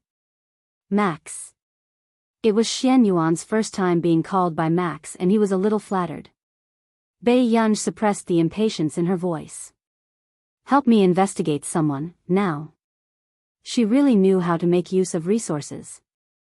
"Max, you've only accepted 1 case. I've settled all the 8 cases you gave me yesterday." Biyao's words stunned Xian Yuan.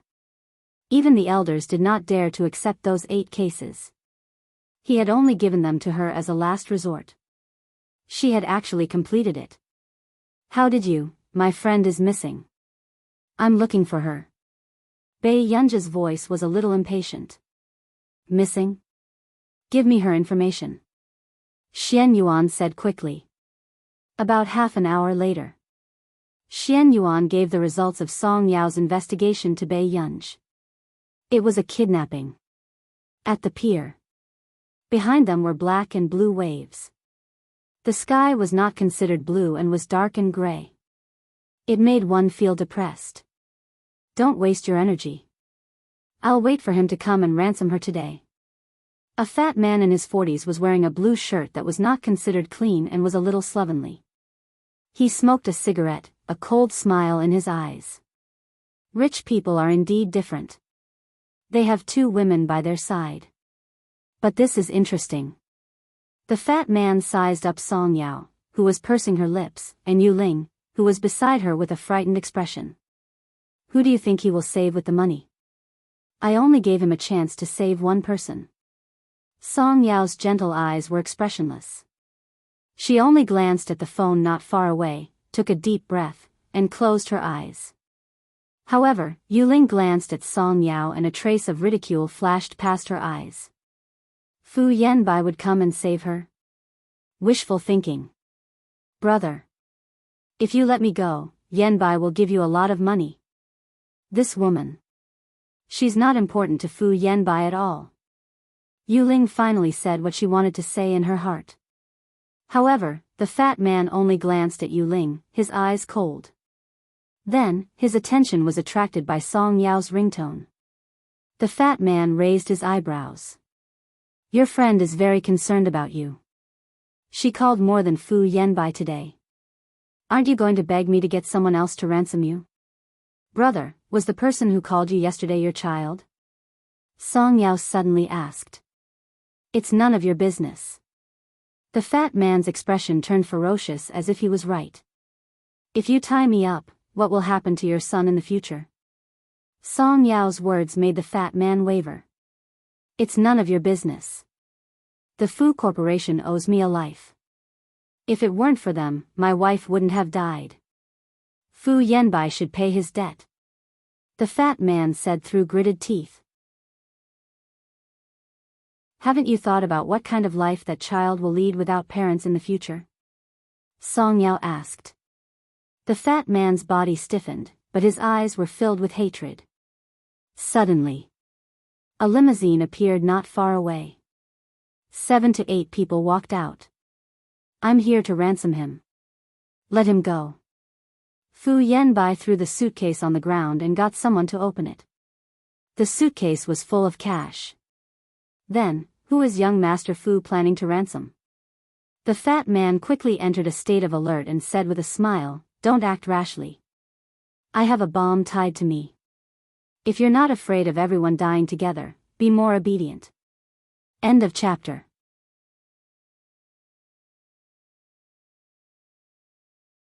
Chapter 901. These words immediately made those bodyguards nervous. They did not expect him to be a lunatic.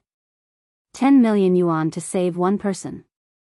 I'll give you 50 million yuan to let both of them go. The moment Fu Yanbai finished speaking, the fat man laughed. President Fu, is there such a good thing? You can only choose one of the two women. Yanbai. Save me.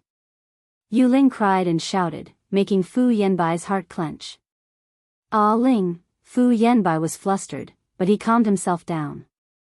I'm warning you. If you dare to touch her, I'll definitely kill you. Fu Yanbai's expression was ruthless.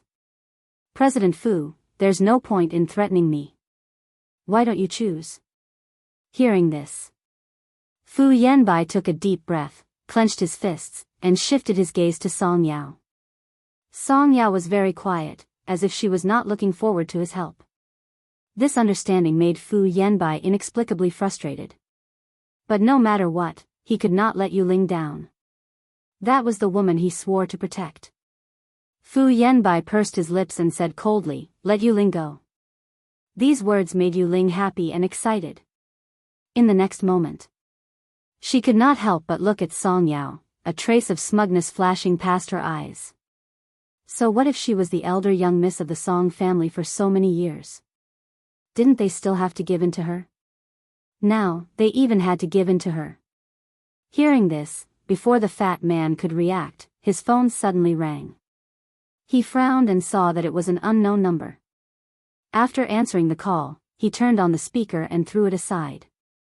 Song Yao is in your hands? A familiar clear voice made Song Yao freeze and look up instinctively. Yunj, everything that had happened in the past 2 days had not made her afraid, but when she heard this voice, she could not help but feel a lump in her throat. Who are you? The fat man frowned. Why do you have my number? Yu Ling could also tell that this was Bei Yunj's voice and her eyes instantly panicked. Would anything happen to Pei Yunj if she came? Don't talk nonsense with me. If anything happens to Song Yao, all of you will be in trouble. Bei Yunj's voice was filled with a lazy smile, but there was a hint of ruthlessness. Yunj, Song Yao couldn't control her tears in an instant and her voice softened. However, she heard Bei Yunj say in a natural tone, "We've found Auntie Song. Wait a little longer, I'll take you home later." Allow, before Song Yao could finish speaking, Bei Yunj hung up. My friend has a grudge against him.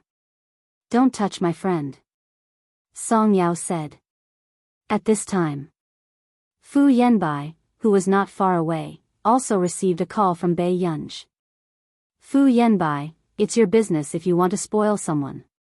If you dare to let anything happen to Song Yao today, Yu Ling and the Fu family will die with her. Bei Yunj couldn't hide the coldness in her voice. She hung up the phone, and Fu Yanbai's face darkened. When Bei Yunj had gotten him into the police station, old Master Fu had not been of much help. He did not know if the person from the Hua family would stop Bei Yunj. But if something were to happen, he would be able to protect Bei Yunj. He could be fearless, but this also concerned his family. A dark look flashed past Fu Yanbai's eyes as he said to the fat man, "Let me think about it carefully. It seems like this girl's friend is quite useful." The fat man smiled and did not care about Bei Yunji's threat. At this moment, Yu Ling panicked completely. How could Fu Yanbai hesitate? Why didn't he let Song Yao die? End of chapter.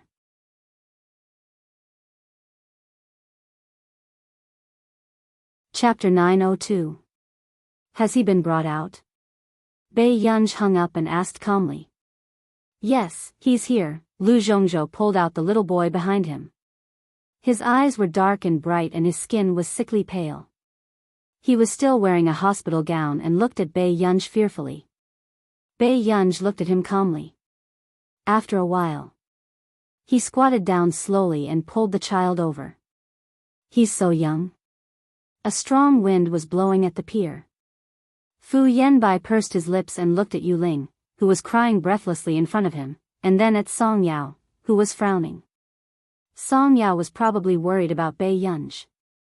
A trace of ridicule flashed past Fu Yanbai's eyes. Okay, the time I gave you is up. You should tell me who you chose. The fat man took out a gun and pointed it at Yu Ling. Yu Ling was so frightened that she cried even louder. Yanbai, don't you like me? Save me and let me live. Let's get married, okay? The fat man was expressionless and said with a smile, "It seems like President Fu likes this girl in the white dress a lot too." Fu Yanbai frowned and could not be bothered to explain. However, hatred appeared in Yu Ling's eyes as she pursed her lips and looked at Song Yao. Was Song Yao pretending to be like this to make Fu Yanbai pity her? She had really underestimated her. I have nothing to do with President Fu. If we have to, he can't wait for me to die. After Song Yao finished speaking, the fat man was very surprised. Really? President Fu, I'll give you another chance. If you don't say it, these two beautiful girls will die. The fat man held the gun and aimed it at Yu Ling. Yu Ling could not help but scream. Fu Yanbai, save me. Fu Yanbai panicked and immediately said in a low voice, "Let go of Yu Ling." Instantly, Yu Ling heaved a sigh of relief. Song Yao, who was beside her, was not too surprised. She only looked at the sky and thought of Mrs. Song and Bei Yunj. If she left, would anyone take care of her mother in the future? What about Gu, would she be sad? Song Yao closed her eyes and opened them again. She saw the fat man untie Yu Ling as promised. But in the next moment, not far away, cars suddenly appeared one after another, directly surrounding the entire pier. The first to descend was a burly man, followed by a beautiful girl. At the back, the team that seemed to be strictly disciplined also came down. Where is Song Yao? Bei Yunj licked her lips and walked to Fu Yanbai's side. I choose Yu Ling. Fu Yanbai's tone was normal. He turned around. Song Yao has no choice. I have to do this.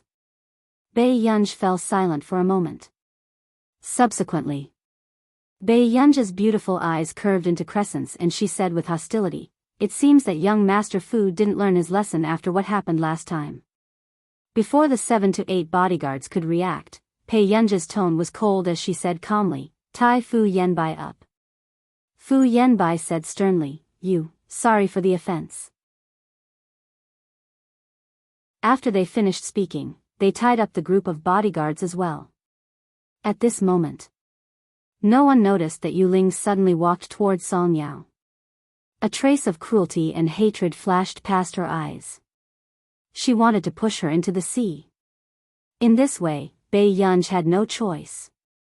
However, Song Yao had already noticed Yu Ling's strange actions. Instead, she rolled to the side and leaned against the railing, looking at Yu Ling coldly. After the fat man noticed the commotion, he grabbed Yu Ling's hair. You're quite King ruthless. Are you the same as the Fu family? He suddenly laughed, making people scared. Why don't we die together today? P.S. Today's update is over. We'll continue tomorrow. I'm almost done with the outline. I'll update more when I'm done. You guys are really amazing. #1 on the monthly votes list. There are still 10 days left. Be good and let Master Pei stabilize the rankings. End of this chapter.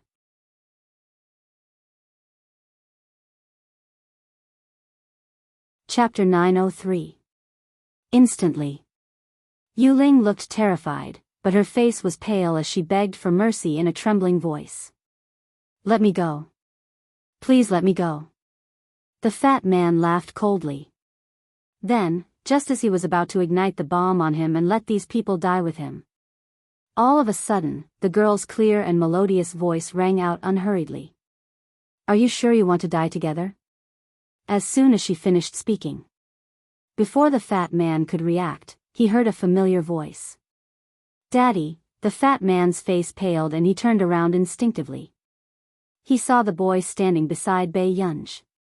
Ah Chen, the fat man's voice was trembling, before he looked at Bei Yunj fiercely. What on earth do you want to do? He had already asked his friend to cross out his son's information. Even the police would find it difficult to find him. However, he did not expect her to find Ah Chen.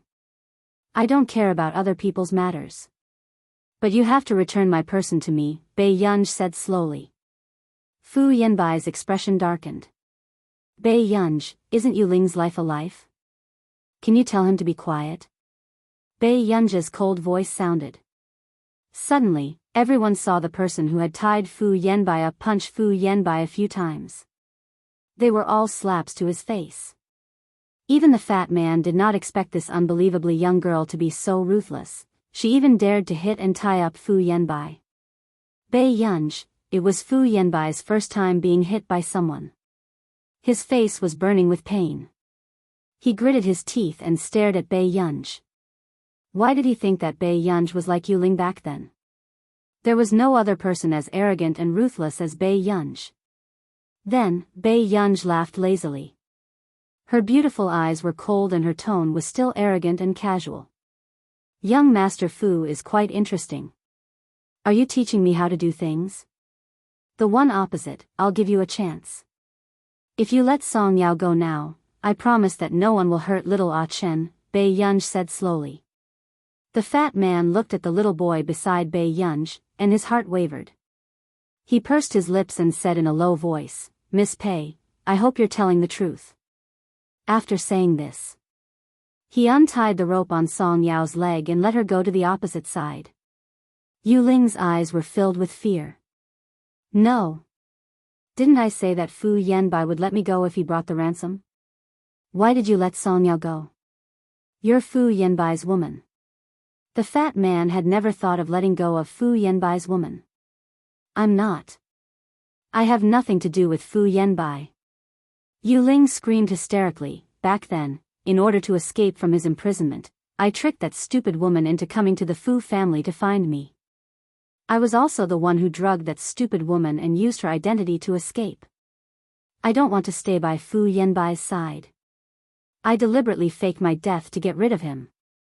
As soon as he finished speaking, Song Yao stopped in her tracks and Fu Yanbai froze. Therefore, was what Song Yao said back then true?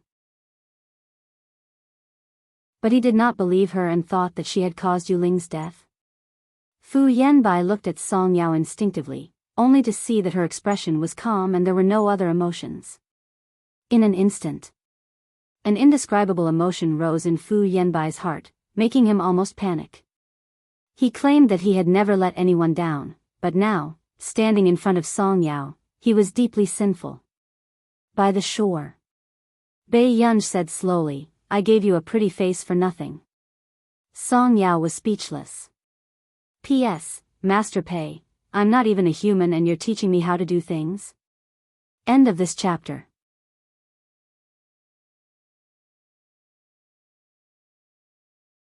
Chapter 904. However, just as the fat man was too lazy to care about Yuling, no one thought that Yuling would hate Bei Yunj and Song Yao so much. She suddenly reached out to snatch the fat man's gun. At that moment, with a bang, a gunshot sounded. The moment she saw the gun go off, Bei Yunj was quick and immediately reached out to pull Song Yao over. However, Song Yao seemed to have known what Yu Ling would do and instinctively stood in front of Bei Yunj. Song Yao. Bei Yunj's heart tightened and she immediately hugged Song Yao. She saw blood flowing out of her shoulder and dyeing it red. In the depths of her eyes, there seemed to be a dark red color that could not be suppressed. She looked a little dark and evil. Song Yao looked up and saw that Bei Yunj's condition was not right. She calmed her breathing quietly, but there was a thin layer of sweat on her forehead. When she smiled, she revealed her canine teeth. It's fine. It doesn't hurt very much. However, with that said, Song Yao felt dizzy and gradually lost consciousness. Miss Pei, get someone to bring your friend to the hospital. The voice of the guards behind made Bei Yunj regain her senses. I'll leave her to you. She hid the coldness in her eyes, but her tone was even scarier. After Bei Yunj asked him to carry Song Yao away, the little boy beside her suddenly grabbed her hand. Sister, it wasn't my father who shot her. It was that sister. Sometimes, a child's intuition was the most accurate. The current Bei Yunj was inexplicably scary. Bei Yunj walked towards the fat man and Yu Ling panicked. Why aren't you killing her? She's a crazy woman. Yu Ling had a feeling, if no one stopped Bei Yunj would really kill her. Before the fat man could finish speaking, the gun in his hand was suddenly snatched away. It was so fast that he could not react. Bei Yunj loaded the bullet skillfully. In the next moment, everyone heard a gunshot. Yu Ling screamed in pain. Everyone looked to the side and saw that Yu Ling's leg was bleeding. Bei Yunj. Stop. After saying this, the guards next to him really used something to stuff Fu Yanbai's mouth. On the pier, Bei Yunj smirked and squatted down again. His smile did not reach his eyes. Do you know what's the most abundant in this area? Before Yu Ling could react, she heard Bei Yunj say cheerfully, Great white shark. Hearing this, Yu Ling felt a chill run down her spine and her scalp went numb. Her eyes were gradually filled with fear. She held her leg that could not move and shook her head frantically. No. You can't do this to me. Yanbai, save me. Yu Ling saw that among the people present, only Fu Yanbai could save her. But when she turned around, Fu Yanbai was already tied up. You wanted to push Song Yao down just now, right? Bei Yunj's eyes curved. After that, before Yu Ling could say anything, Bei Yunj tied her up and threw her into the sea. In less than 10 minutes, the smell of blood spread. Yu Ling struggled in the sea, sinking and floating up. Then, she really saw the shadows of large sharks in the sea. Her eyes were filled with fear and she immediately struggled up with all her might. Sharks. Help, cough. Help. Yu Ling's eyes were filled with fear. While her body felt uncomfortable, the pressure on her heart was even greater. Then, when she looked at the indifferent people on the shore, she had a trauma for the first time.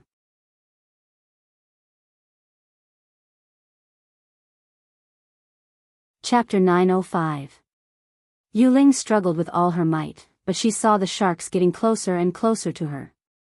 Suddenly, she saw a white shark suddenly open its bloody mouth at her, almost scaring Yu Ling to the point of fainting. But in the next moment, the sound of a bullet rang out. The white shark jumped and patted its body violently, as if it couldn't bear the pain in its eyes. The white shark's blood also dyed the sea red.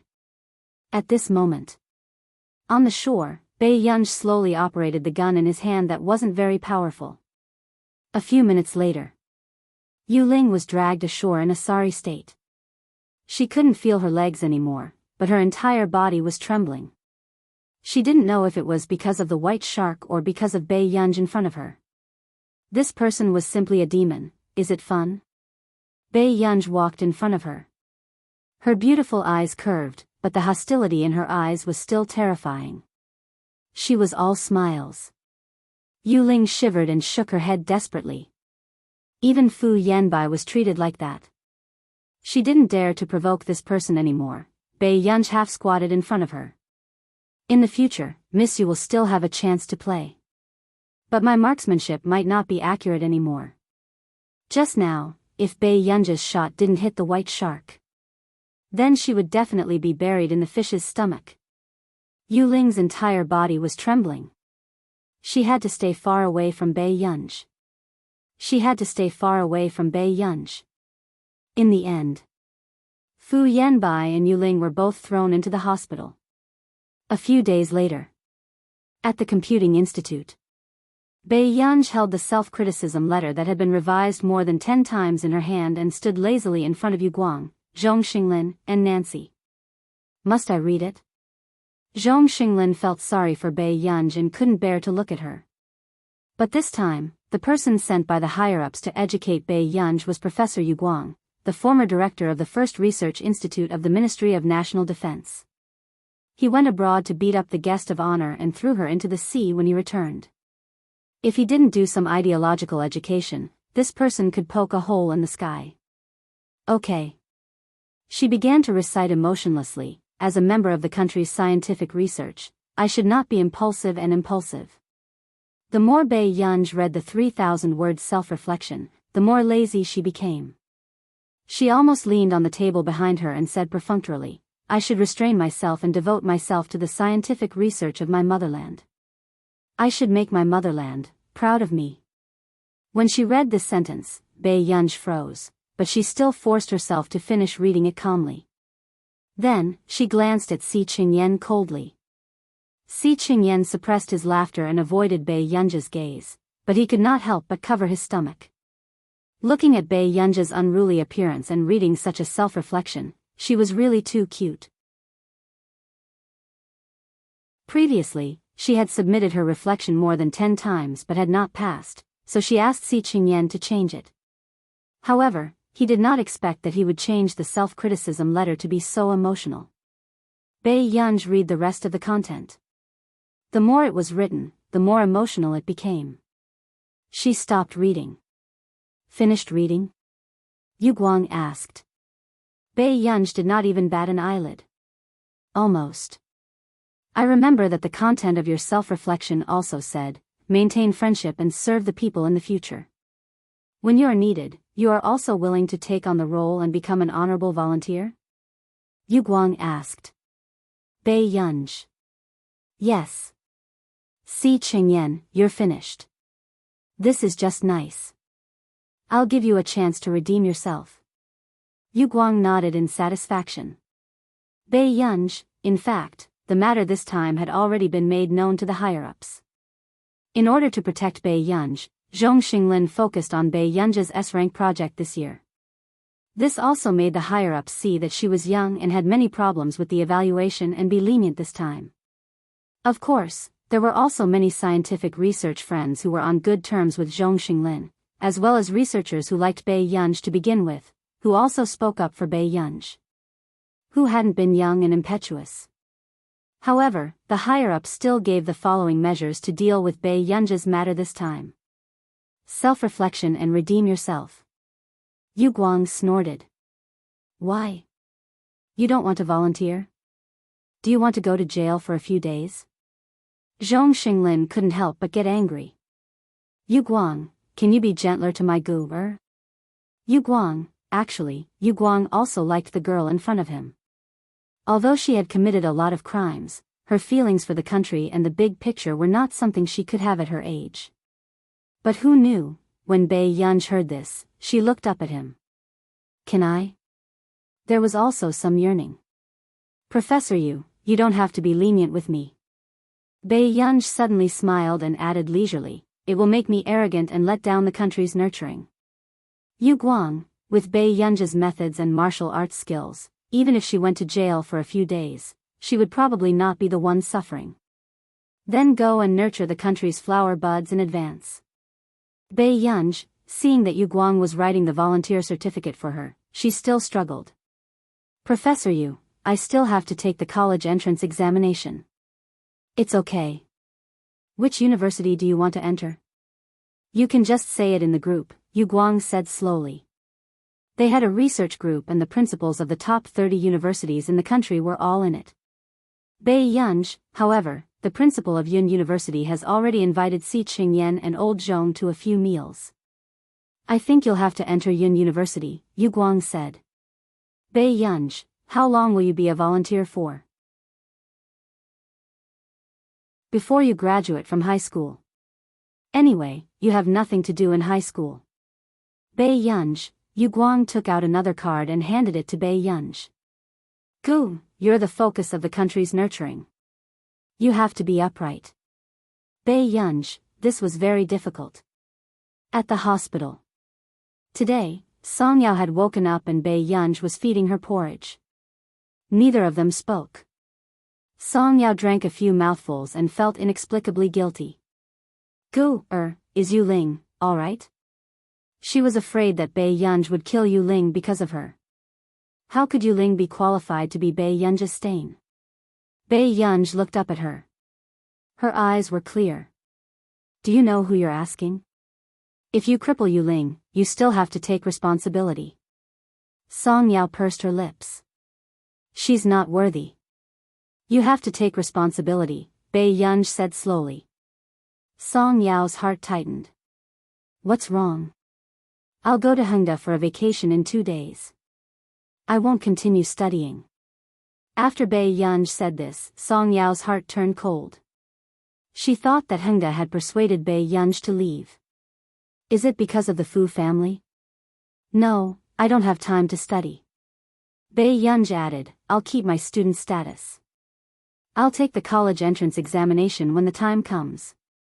But, is it okay if I don't take the year 3 classes and go straight to the college entrance examination? Song Yao asked worriedly. Bei Yunj's lips curled up and she placed the bowl on the table. She supported her cheek lazily with one hand and her beautiful eyes were clear as she leaned against her leg and asked, Tian, do you want to tutor me? End of chapter.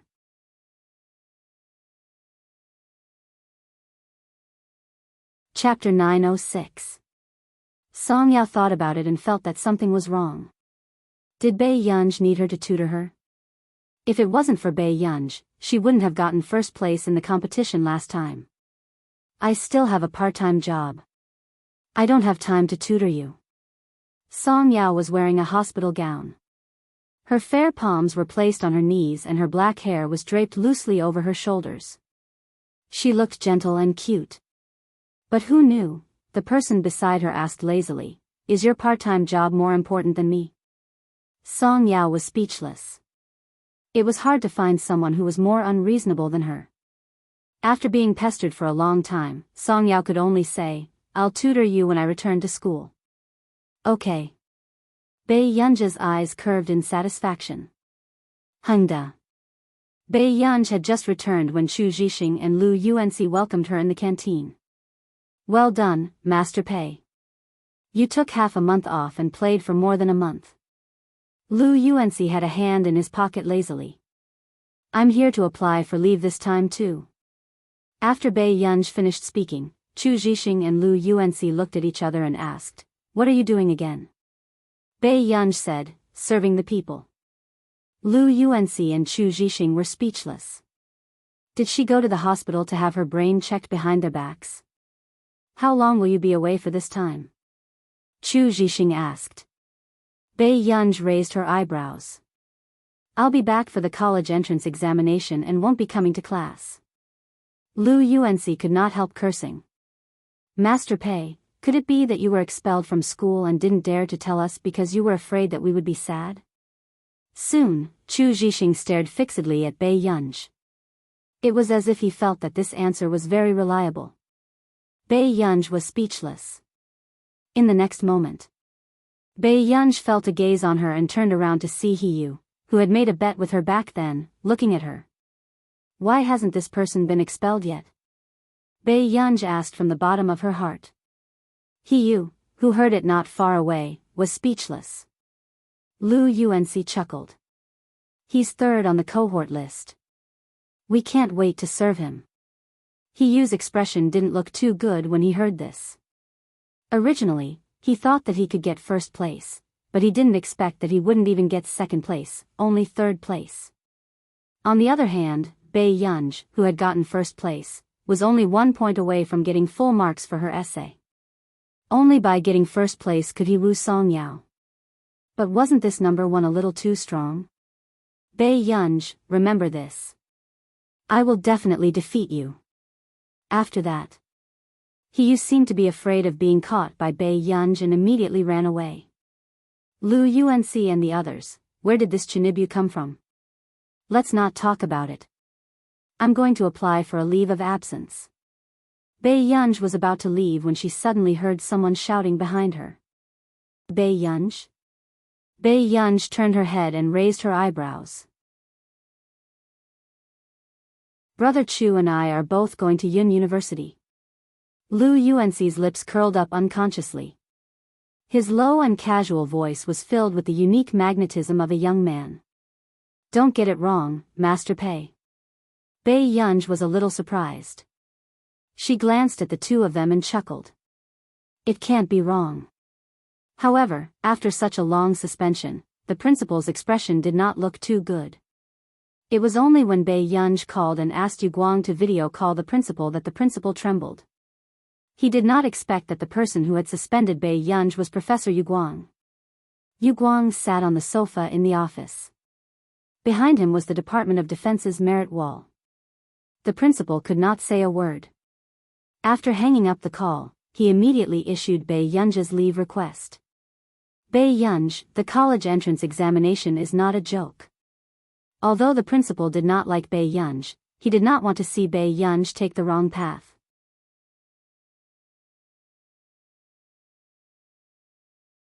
Chapter 907. Bei Yunj raised her eyebrows, a little surprised by the principal's sudden concern. However, looking at his dark expression, it was obvious that he did not approve of her dropping out of school. Bei Yunj smirked. Thank you, principal. The principal paused for a moment before he looked up and accidentally met her eyes.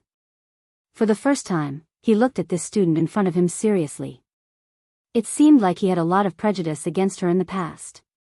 The principal said in a low voice, if you don't do well, come back and repeat your studies. It's not your first time anyway. Bei Yunj was speechless. These words, there was another meaning, Hengda will always have your back. Seeing Bei Yunj pack her things and leave in the afternoon, the people in Class 7 were very surprised and went forward to ask. After Bei Yunj explained, she left with her things. At the same time, the people outside were also discussing. Hey, have you heard? Bei Yunj seems to have dropped out of school. Dropped out? She's in her 3rd year of high school. What is she thinking? Another person was also very shocked. Who knows? Anyway, it's not like she hasn't been retained before. Another person sneered, I say, maybe he'll be persuaded to leave. The school was too embarrassed to announce it and asked Bei Yunj to leave by herself. That can't be. Her results are so good. The girl beside him hesitated. So what if her results are good? She didn't return to school for more than a month last time. She must have angered the teacher. Besides, who knows if her results are real or fake? The people from Class 1 laughed coldly and said, how can anyone go from a bad student to a top student? I think there might be some dirty deal behind this. At this moment, Ling Jiwei, who heard this in the corridor, immediately called Qin Youjiao. Hello? What's the matter? Qin Youjiao had just finished practicing the piano and her tone was a little cold. Did you know that Bei Yunj came to drop out of school today? Ling Jiwei could not hide the excitement in her eyes. I heard that she might have been expelled to give the Qin family some face. Qin Youjiao was surprised and smiled quickly. There's such a thing? It seems like a lot of things happened when I was overseas. However, Weiwei, I saw Bei Yunj in Nili. Our nation? She went overseas recently? Ling Jiwei was in disbelief. Qin Youjiao said casually, yes, I met her at the International Musicians Association. She's a B-rank member. She sighed again. However, she offended our governor's daughter. Yesterday, the governor came to her door and questioned whether she got into the International Musicians Association through the back door and got a high rating. There's such a thing? When Ling Jiwei heard this, she became even more excited. Then what did the International Musicians Association say? The thought of being able to destroy Pei Yunj made her extremely happy. I'm not sure yet. However, I saw Pei Yunj participating in the selection, but her name wasn't on the list, Qin Youjiao said. Ling Jiwei sneered. With her standard, she can enter the International Musicians Association? I think she wants whatever you have, Jiao Jiao. Disgusting. You're such a smart person. So, it's very likely that she took a leave of absence this time because of the International Musicians Association. She's avoiding the limelight. Qin Yushao smiled coquettishly, but her eyes were filled with sarcasm. Lie low? Dream on. When the time comes, I will definitely expose her true colors. Ling Jiwei's expression was dark. Don't worry. Since she took a leave of absence, she should be back for the college entrance examination. It's better to explain everything when everyone is here, Qin Youjiao said with a smile. She could not wait to return to China and see Pei Yunj being despised by everyone. Hengda's school motto, perseverance is the most important thing in life. End of chapter.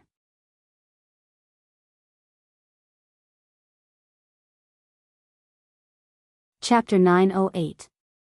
Translator, Henyi Translations Editor, Henyi Translations choosing Master Pei was being despised? Half a month later. At the Computing Institute. Zhong Xinglin looked at the volunteer card that Yu Guang had prepared for Pei Yunj and couldn't help but dislike it. Name, Pei Yunj Organization, National Defense Research Institute, A Fox's Tail Can't Be Hidden, Zhong Xinglin said coldly. Since when did his successor become a member of the National Defense Research Institute? Elder Zhong. Pei Yunj had just finished tutoring Tich and Jasmine. She didn't have time to take off her white coat and looked much colder. How have you been these few days? Zhong Xinglin asked. Pei Yunj didn't hesitate. Not bad. In the beginning, she was stuffed into all kinds of anti-drug and anti-evil activities. Wherever there was a shortage of manpower, she would be stuffed there. But this month, she was arranged to enter a research institute. Pei Yunj had never done anything in her previous life, but in this life, she was clearly arranged to do it. Work hard. I don't think you'll be able to do it for long. At the beginning of the year, I'll apply for it so that you can focus on the project. Zhong Xinglin felt sorry for Pei Yunj. Okay, I'll go to the research institute first. Pei Yunj smiled. After changing out of her white coat, she left the computing institute. CI-7 branch. What does this mean? Why did my client's order go to Max? Qing Lu walked in angrily in her high heels. Her eyes were gloomy. I didn't touch the back end.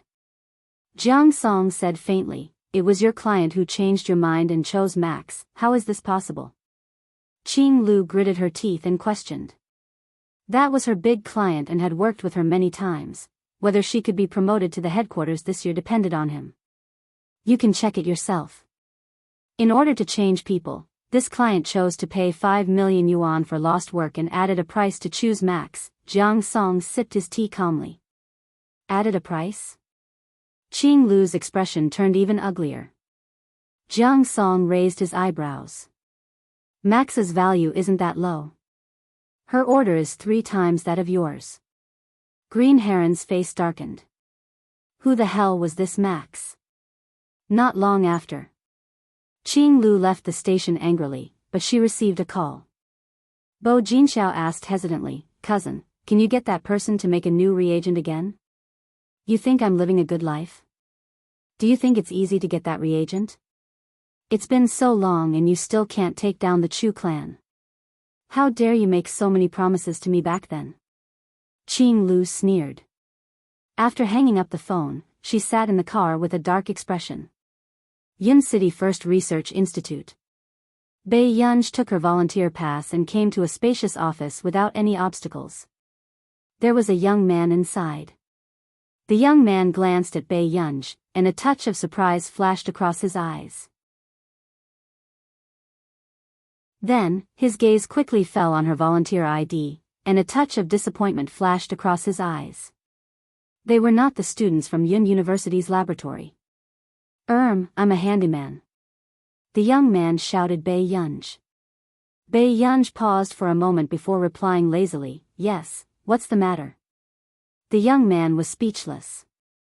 This new handyman seemed to be a little arrogant. Are you a volunteer? The young man asked hesitantly.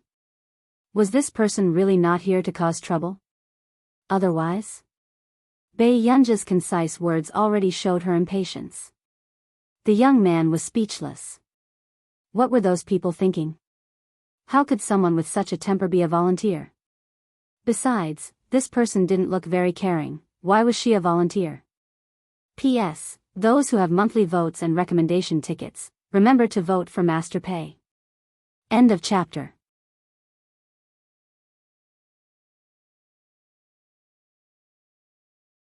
Chapter 909. You. Why are you volunteering? The young man couldn't help but ask in a tone of disapproval. Bei Yunj looked up. Why are you so nosy? The young man was speechless. Okay, this was a nuisance. But fortunately, he had applied for 5 volunteers this time. The young man took a deep breath and looked back at the task on the computer. Go and print out this information. Don't appear in front of me for an hour. Bei Yunj accepted the mission leisurely and slowly went out for a walk. She didn't look like a volunteer at all. Until an hour later. Bei Yunj returned to the office and placed the document on Ding Kuixing's desk. She casually glanced at the content on his computer. It looked like a list. She even recognized some of the people on the list. When Bei Yunj looked away, she happened to meet Ding Kuixing's eyes. You. Are you a student? Are you in high school or university? Ding Kuixing asked. Bei Yunj said slowly, I'm in my 3rd year of high school. Ding Kuixing was speechless. Were all children nowadays so careless about their future? How could she volunteer at such a critical time? Bei Yunj saw that Ding Kuixing wanted to say something to her again, so she immediately turned around and left. She obviously didn't want to listen to his nonsense. Ding Kuixing was speechless. Why would such a problematic student appear here? Until noon. When Bei Yunj had no choice but to come to the office again, she saw that Ding Kuixing was still looking at the list. She said seriously, Professor Ding, if there's nothing else, I'll go home and study first. Wait a minute. Ding Kuixing called out to Bei Yunj. Do you know this group of people? A dark look flashed past Bei Yunj's eyes. Bei Yunj did know most of the people on the list. They were all in a few group chats. Just as Bei Yunj was about to respond, she heard Ding Kuixing laugh. I must be crazy to ask you if you know them. Bei Yunj was speechless. So, how can I invite these important researchers? Ding Kuixing rubbed his eyebrows and muttered to himself. Why did you invite them? Bei Yunj lowered her eyes and glanced at the name list. She even saw her name. It was one of the few invitees that was bolded in red. I'm planning a global exhibition of innovative technology projects. Ding Kuixing furrowed his brows. If these great gods didn't participate, the others would be even more unwilling to participate in this technology exhibition. Bei Yunj said without hesitation, you can invite an important core candidate first, and then talk to some people who are interested in this person. And so on. If you use some special benefits to get them to help you promote it, you should be able to invite a lot of people. But I might not be able to invite any powerful core members. Ding Kuixing frowned. Don't be so resolute. Bei Yunj calmly opened the bottle of mineral water. Give them some time to think about it. It's up to them whether they want to come or not. Those who are willing to come may not only have one goal, so you just have to arrange the science and technology exhibition well and make them satisfied with the second goal. Ding Kuixing was stunned for a long time before he looked at her. How do you know this? This didn't seem like something that a senior high school student should know. Biyao said naturally, I was volunteering at an anti-pyramid scheme event 2 days ago. I heard that pyramid schemes do this. Ding Kuisheng was speechless. This was the first time he had seen someone apply what he had learned. End of chapter.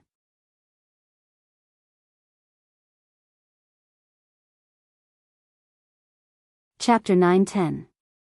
Ding Kuisheng held it in for a long time and could only nod calmly. Well, I didn't go to the event for nothing. Biyao responded perfunctorily, drank the mineral water again, and walked to the side. Then. Ding Kuisheng was thinking. Then who should I invite to be my core candidate? Half a minute later.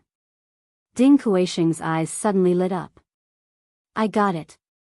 I can invite them. As soon as he finished speaking. Ding Kuisheng suddenly heard Biyao, who was beside him, cough suddenly. He almost lost his grip on the mineral water bottle in his hand. He was deep in thought. Look, even you are so excited. Others must be very excited too. Biyao was speechless. Biyao did not expect that this trap would fall on her. Ding Kuisheng chattered on. However, there is a high chance that you won't be able to invite them. Such a super genius will definitely be heavily protected. They will be arranged in the top research lab to work on the happiest projects. How would they have time to come to my science and technology exhibition? Biyao was speechless. Your name is Biyao? Ding Kuisheng finally remembered to look at Biyao's work card. However, when he saw her unit, he could not help but be stunned. The first research institute of the Ministry of National Defense? Back then, he wanted to enter the research institute of the Ministry of National Defense but did not succeed. What was going on with this third-year student? I'm not. After Biyao denied it, she glanced at the other volunteers at the door. I'm going to help. Ding Kuisheng felt that there was something wrong with this student. Until the students of Yun University's laboratory arrived. A few people sat in the conference hall. Professor Ding, Teacher Ning told us to work hard for you. A few of them looked confident.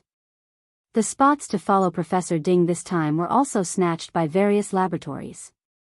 After all, Professor Ding's science and technology exhibition this time was said to be very important. At that time, they would be able to meet many great gods in the scientific research field and stand out in front of those people. Ding Kuisheng nodded. I heard that you have a student called Chu Anlin. Professor, I am Chu Anlin. A pretty girl smiled. She had the demeanor of a lady from a wealthy family. Not bad. I heard that you entered the Academy of Science this year. You're amazing, Ding Kuisheng praised. Chu Anlin just smiled embarrassedly and said nothing. The people around her immediately teased, and Lan skipped a grade to get here. The youngest junior sister in our laboratory is more advanced than all of us in the Academy of Science. That's right. She's good-looking and outstanding. She's a genius. The surrounding praises made Chu Anlin shake her head modestly. Everyone still takes care of me. Subsequently, just as Chu Anlin turned her head and thought that Ding Kuisheng would continue speaking, he suddenly stood up. She shouted at the top of her lungs, Biyao. Come to the meeting. Next. Ding Kuisheng saw Biyao outside the window and paused for a moment.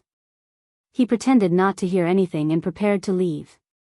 A few minutes later, Biyao was brought in and sat next to Ding Kuisheng. All right, let's continue the meeting. Ding Kuisheng said with satisfaction. The students in Yun University's laboratory couldn't help but frown and look at each other. Professor Ding, this is, Ding Kuisheng came back to his senses. Oh, I forgot to introduce her. She's a volunteer student who came to help this time, Biyao. One of the students asked thoughtfully, may I know which school this student is from? End of chapter.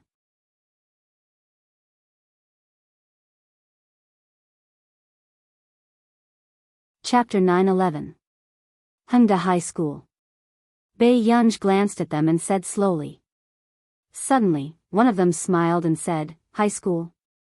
I think you're 19 or 20 years old. I thought you were already in your first or second year." He turned to look at Chu Anlin. "Lon Lon, you seem to be about the same age as this student." Chu Anlin only smiled faintly and glanced at Bei Yunj, not looking at her anymore. "I'm 20 years old. I'm slightly older than student Pei."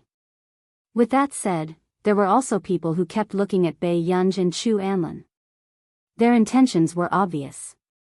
They were about the same age, but one was already a graduate student while the other was still a high school student. "Let's talk about the content of this technology exhibition," Ding Kuisheng interrupted them and said casually. When they were assigning tasks, they realized that the work that gave them the best chance to come into contact with those top researchers was in Bei Yunj's hands. Ding Kuisheng would ask for Bei Yunj's opinion on many of the plans. They could not help frowning. Who was this volunteer? Including Chu Anlin, this was her first time sitting on the bench in front of the teacher. Chu Anlin pinched the pen in her hand and glanced at Bei Yunj. Her expression immediately changed into an indifferent one. No way. Why did Professor Ding give such an important matter to Bei Yunj? How is our Anlin not outstanding enough? She can't even compare to a volunteer. Before that person could finish speaking, someone pushed his arm, telling him to speak less.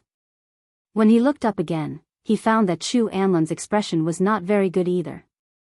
"Anlin, it's not a professional job. It's the same no matter who it is." With that said, Chu Anlin walked out. However, she did not expect to see a familiar figure with Bei Yunj. Song Yao had been discharged from the hospital, but because of the injury on her back, she could not work, so she came to deliver food to Bei Yunj. Under the magnolia tree. Song Yao paused. "You're volunteering here?" Bei Yunj answered carelessly. Song Yao was speechless. She had been overthinking. She had thought that Bei Yunj would delay the college entrance examination. He had almost forgotten how many immortals Bei Yunj knew in the academic world. Unintentionally, Song Yao's eyes met with someone not far away. "Chu Anlin," Song Yao said instinctively. Bei Yunj glanced at the cold-faced Chu Anlan. "Do you know her?" "I do." Song Yao thought for a while. "She doesn't like me very much." Bei Yunj didn't care and continued to eat. "I see." Song Yao's tone was still calm as she hugged the fruit box. She used to be friends with Yu Ling, but they seemed to have fallen out because of Fu Yanbai. Bei Yunj raised his eyebrows. He didn't expect Fu Yanbai to be so popular. Back in the office, Bei Yunj sat in her seat and began to play the game naturally. The surrounding laboratory students looked at Bei Yunj with even more sarcastic expressions. She didn't know why Professor Ding would take a fancy to such a person. It was obvious that such a person was here to gain experience. With one look, it was obvious that he wasn't even qualified to enter Yun University. Soon, Ding Kuisheng returned with a laptop. "Come over and have a meeting." Everyone gathered in the conference room and heard Ding Kuisheng say, "I have a Professor Shui project on hand. There are some problems with the data. Which one of you is better at computing?" Someone immediately said, "Professor, Chu Anlin's undergraduate degree is physics and computing." End of this chapter.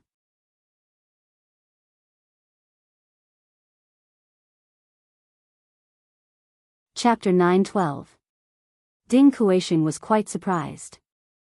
Not only had Chu Anlin skipped a grade at her age, but she had also obtained a double degree. Then, Anlan, take a look. Can you change the data for this thing? Ding Kuisheng asked. Chu Anlin looked at the data on the computer and smiled as she pushed her hair back. "It shouldn't be difficult. I'll try my best." "That's good." Ding Kuisheng was relieved. He handed this project to Chu Anlin and continued to work on other matters. From the beginning to the end, Bei Yunj did not say a word. After the meeting ended, someone mocked, "I thought that person should be very capable." She couldn't even raise any opinions in a meeting. Professor Ding didn't arrange any work for her either. TSK, she must be here to mess around. A few students in the laboratory seemed to be very dissatisfied with Ding Kuisheng's importance to Bei Yunj. They said sourly, if I were her, I would definitely feel inferior seeing such an outstanding person like Enlon. In the office. Chu Anlan's progress was smooth at first, but her progress slowly stagnated. She frowned and had no clue for half an hour. Then, the student beside her saw this situation. Enlon, is this project too difficult?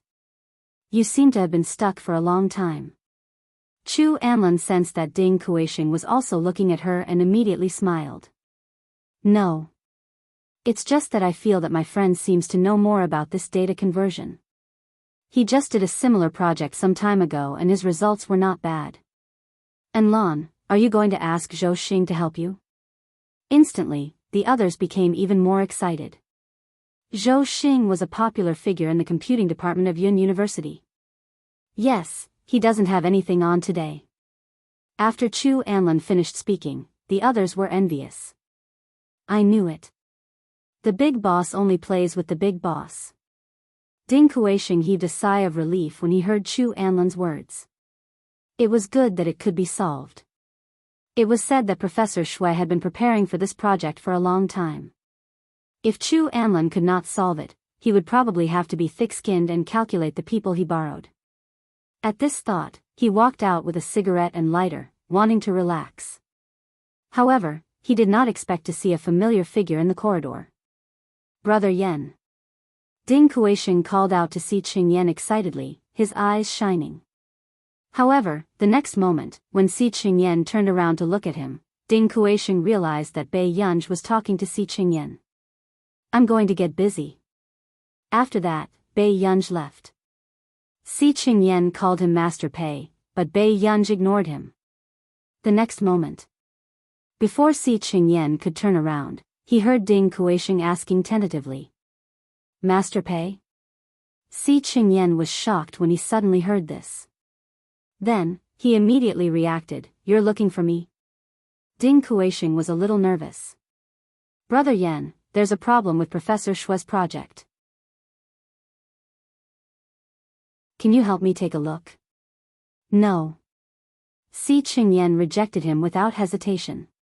He was here to watch Bei Yunj volunteer, not to volunteer with Bei Yunj.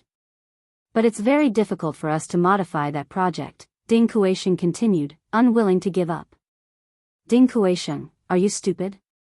Bei Yunj is here, and you want me to change it? Si Qingyan suspected that Ding Kuisheng's brain was crooked. Ding Kuisheng was speechless. Only Si Qingyan could scold him like this.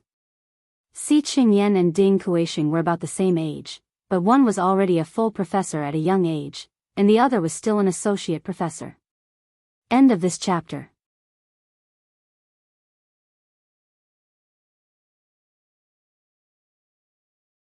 Chapter 9:13. However, Ding Kuisheng suddenly reacted. Wait, what do you mean by that? What did he mean by Bei Yunj was here and he wanted him to change it? It means what I said.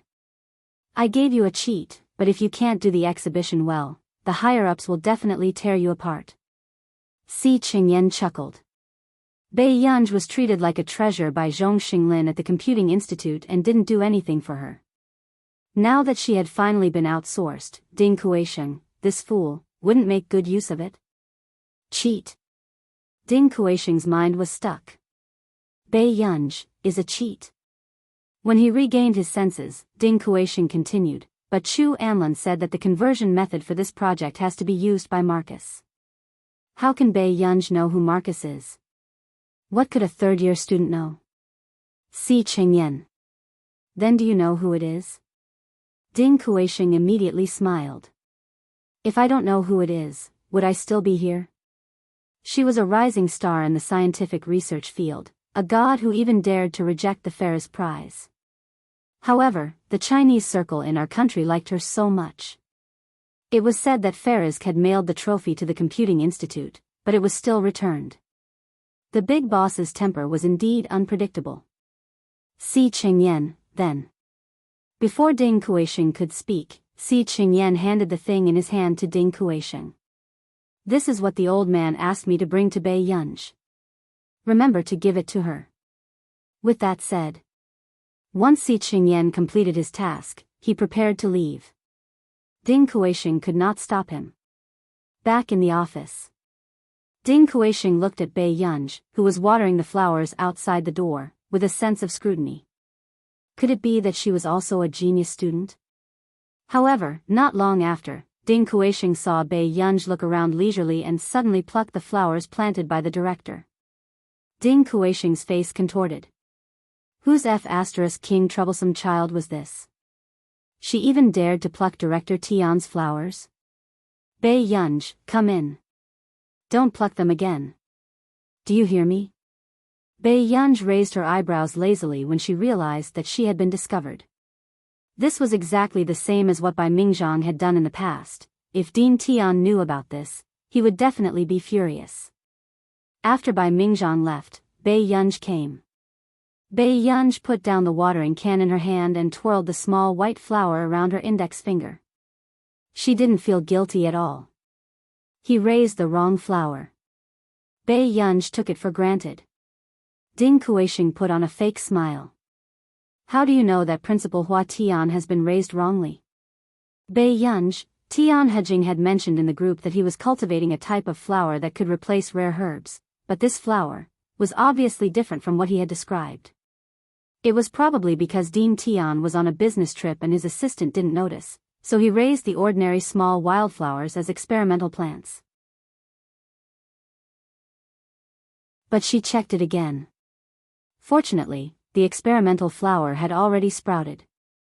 Ding Kuisheng took a deep breath. Hurry up and throw the flower away. Don't let the dean's assistant see it. Also, this is from Professor Si Qingyan. As soon as he finished speaking, it instantly attracted the attention of others. Si Qingyan? Wasn't that the young professor from the computer science department? Even Chu Anlin couldn't help but look over and realize that Ding Kuisheng had given Bei Yunj a box of chocolates. Why would Professor Si Qingyan give this person chocolates? Bei Yunj actually knew a professor from Yun University? Yes. Bei Yunj took it and placed it aside. End of chapter.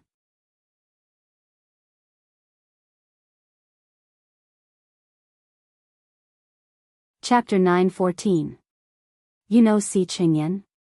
Ding Kuisheng could not help asking. The others also wanted to know the answer. However, Bei Yunj clearly did not want to tell them more. She only replied calmly, The rest of the people instantly felt stifled. Although Professor Si Qingyan looked refined and gentle, he was actually very difficult to approach. But Si Qingyan actually gave Bei Yunj chocolate? Anlin, how's your relationship with Professor Si? Someone asked softly. Chu Anlin's expression did not look too good either. She pursed her lips. So. In fact, Chu Anlin had spent a lot of effort to build a good relationship with Si Qingyan back then, but as she thought, Si Qingyan was not an easy person to get close to. At the door, a handsome boy in a red and black checkered shirt walked in with a gentle smile. Junior sister Chu, instantly. Just as everyone was paying attention to Bei Yunj, Chu Anlin suddenly saw a figure at the door. Her eyes lit up and she immediately stood up. Senior brother Zhou, I'm here. I'm happy to help. Zhou Xing smiled and sat beside Chu Anlin again. He looked at the data. The others became excited. This was Zhou Xing from Yun University's second year? Senior brother Zhou, can you help me take a look at this data? Chu Anlin's expression finally softened. Zhou Xing pushed his glasses up, his expression slightly stiff. Junior, this project is not as simple as you think. It involves a very comprehensive content. I might be unable to do it instantly. However, 10 minutes later, Chu Anlin forced a smile and said, I think we only need Marcus's algorithm. Senior brother Zhou, don't you know Marcus's research very well? All right. I'll take a look again. Everyone fell silent. Chu Anlin felt like she had been slapped in the face and her face burned. Senior brother, why don't you take a look again? When Ding Kuisheng saw this, he suddenly thought of what Si Qingyan had said. He looked thoughtfully at the place where Bei Yunj had left. Zhou Xing was under a lot of pressure, especially when he was being watched by so many junior sisters and junior brothers. However, he suddenly asked, Yunj, can you try changing this data? With that said, a few minutes later, Zhou Xing was still at a loss. Ding Kuisheng happened to see Bei Yunj coming back from the bathroom. Subsequently, someone was not convinced. Professor Ding, aren't you being too biased? Are you comparing a high school student to us? Ding Kuisheng felt embarrassed that he actually made things difficult for a third-year high school student. When the others heard this, they were also stunned for a long time. However, Chu Enlan's lips suddenly curved and there was a trace of mockery in her eyes. Perhaps, Student Pei can do it? It's okay to let her try. That's right, who are you looking down on? The straight-A student in our department and Zhou Xing from the computer department don't know how to do it. How can she do it? The others were also indignant. Yunj, you're still. Before Ding Kuisheng could finish speaking, Bei Yunj had already changed into her jacket, walked over to the computer, and glanced at the data. Since Bei Yunj had come knocking on her door, she was naturally willing to embarrass Bei Yunj along with her. However, Ding Kuisheng felt awkward for a moment. He felt that he had dragged Bei Yunj down with him. Bei Yunj looked at it for a long time.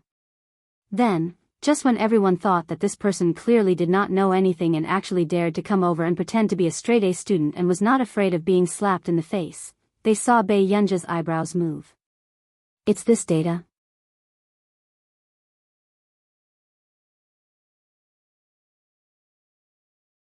Chapter 9:15. Do you know Si Qingyan? Ding Kuisheng could not help but ask. The others also wanted to know the answer. However, Pei Yunj clearly did not want to tell them more. She only replied indifferently, yes. And the others immediately felt stifled. Although Professor Si Qingyan looked gentle, he was actually very difficult to approach. But Si Qingyan actually gave Pei Yunj chocolate?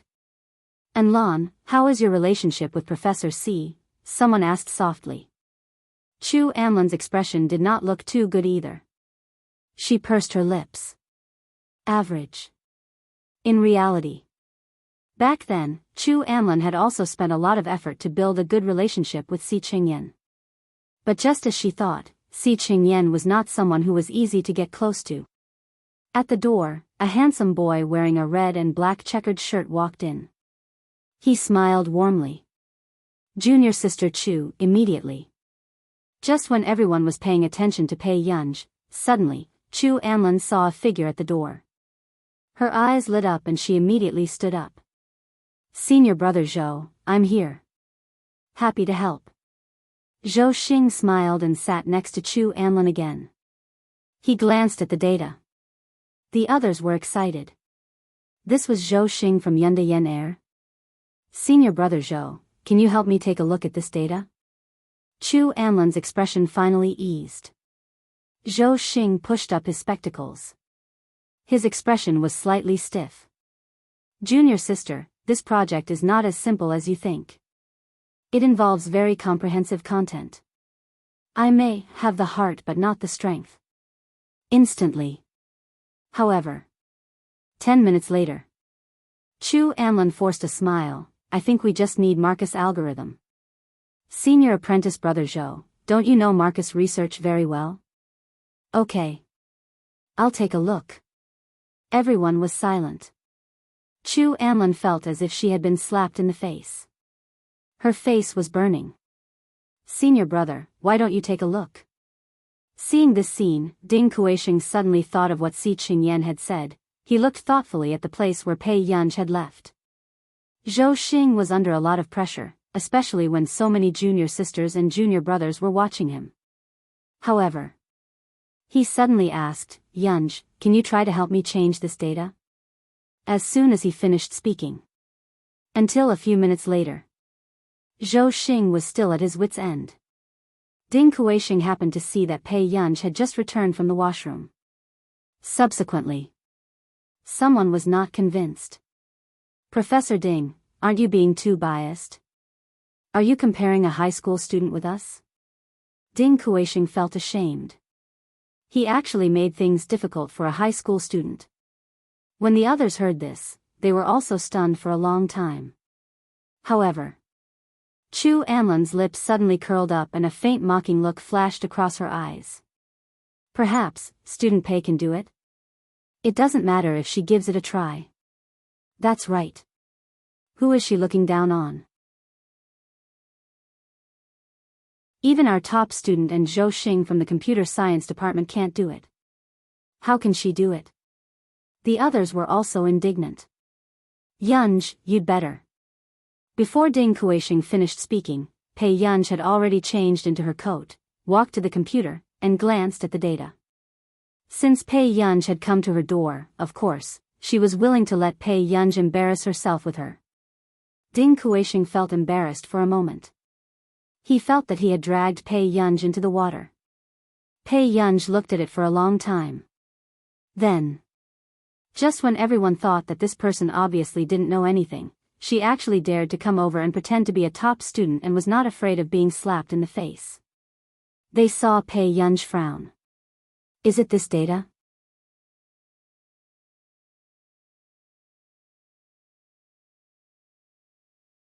Chapter 9:16. Pei Yunj glanced at them with an ambiguous gaze and picked up a bottle of mineral water lazily. She casually glanced at the data and her fingers jumped on the keyboard, changing it. Soon, someone shouted, Pei Yunj, don't touch Professor Shue's data. If the project is ruined, Professor Shue will definitely not let you off. Pei Yunj drank her water and stared at the screen. She asked slowly, he can even make a mistake in this kind of data. How can he not let me off? Very quickly, the data was changed back to its original state. Instantly. The others were speechless. What did she mean? Was she looking down on Professor Shue? But at this moment, seeing Pei Yunj change the data, Ding Kuisheng seemed to understand why Si Qingyan said that she had given him a cheat. It's done. After Pei Yunj was done, she returned to the sofa to open the chocolates. Just now, Pei Yunj was slower to use the keyboard with one hand, but it only took her about 10 minutes. This made the smile on Chu Anlan's face freeze as she stared at the screen. How was this possible? Pei Yunj was just a repeater. Even Zhou Xing could not change this data, so how could she? Senior Zhou. This data must be wrong. Can you see if you can change it back? Someone immediately asked. I really have to take my hat off to her. How can there be such a person? Why is a third-year high school student pretending to know when she doesn't? She was able to enter Yun University. Before they could finish complaining, Zhou Xing interrupted them. The data she changed seems to be correct. Instantly, Ding Kuisheng snapped out of his daze. He walked to the computer and took a photo for Professor Shue. A few minutes later, Professor Shue sent a voice message. After Ding Kuisheng clicked on it, Professor Shue's voice reached everyone's ears. Sure, someone knows how to change this data. This is an improved algorithm. Not many people in the country know how to do it. Xiao Ding, where did you find such a teacher? Introduce her to me. Instantly. The atmosphere became even colder. Ding Kuisheng's body stiffened as he instinctively looked at the cheat. The others felt their faces burning. They were the ones who said that Pei Yunj was pretending to be knowledgeable when she didn't know anything. They were also the ones who provoked Pei Yunj and asked her to change it. Now, he felt like his face had been slapped swollen. Yunj, are you really a year 3 student? Ding Kuisheng asked with difficulty. I'm not. You are? Pei Yunj looked up at him. Ding Kuisheng, very good, he was still the troublemaker he knew. In the next moment, Pei Yunj's gaze slowly swept across these people. The teaching standards of Yun University are quite surprising. It was indeed much worse than Nili University. Nili University didn't let down its reputation as the top school in the world. They were so angry that their faces changed. Chu Enlan's expression turned ugly, but she couldn't do anything. When Zhou Xing left, he couldn't help but look at Bei Yunj again and murmured, "That girl just now seems a little familiar." "Senior brother, you must be joking." "She's a repeater." Chu Enlan realized that she had said something wrong and corrected herself. "She's a student of Hengda. She probably hasn't come into contact with a university yet. Even Professor Shui praised her so much. If she enters University, she will definitely be a talent that the physics and computing departments will fight for. After all, the project just now involved many important points in physics." Zhou Xing's straightforward praise made Chu Enlan feel a sense of danger. Chu Enlan's eyes were dark. Did Song Yao specially find her friend to go against her? End of chapter.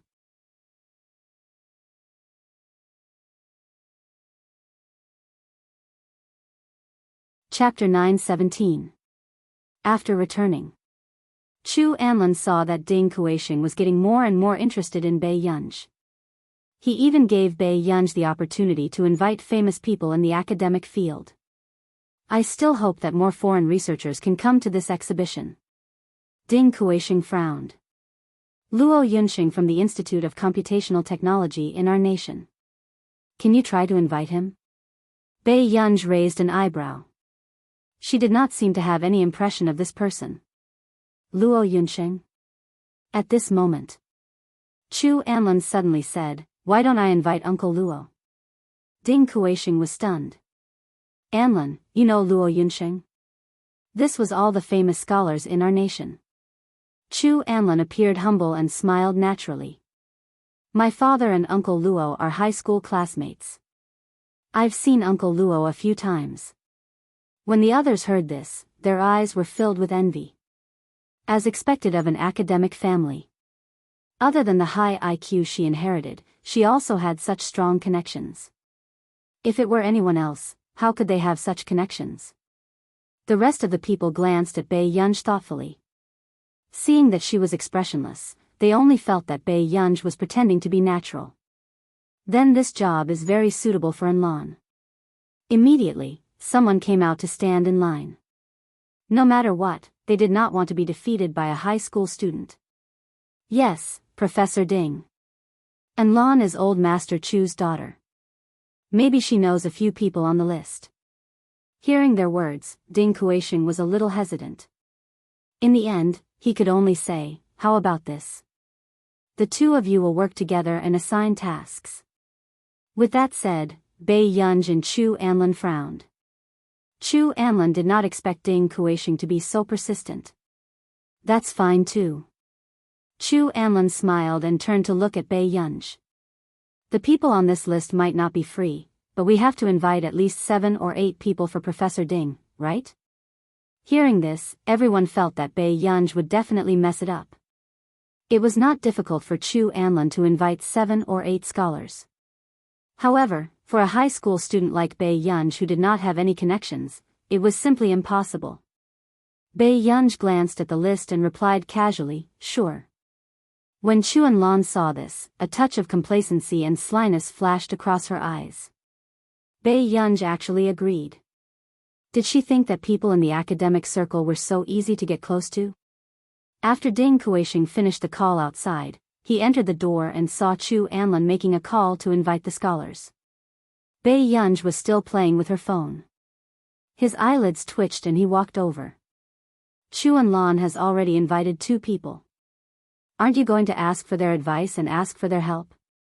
In Ding Kuixing's opinion, this job was also beneficial to Bei Yunj. By volunteering here, he could also come into contact with many top talents. "There's no rush." Bei Yunj was still chatting in the group. Ding Kuixing glanced at it. The group name was Loving Family, Rose. What kind of unique family group was this? Forget it. If you can't persuade her, I'll do it. Ding Kuixing had already given up on Bei Yunj. At this moment, Chu Anlin heard Ding Kuixing's conversation not far away and the corners of her mouth curled up. At this moment, she made a video call to Luo Yunxing. A few minutes later, the video call went through. Chu Anlin was full of smiles. Before she could say anything, she heard the other party ask in an unpleasant tone, "What's the matter? Why did you video call me? P.S. Thank you for helping Master Pei to get on the list. He's still trying to get on the list. Is there anyone who can vote for him?" End of chapter.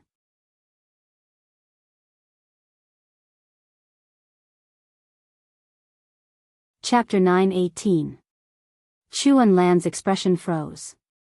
She did not expect Luo Yunxing to be so impatient. Luo Yunxing frowned when he saw that Chu Anlan did not react.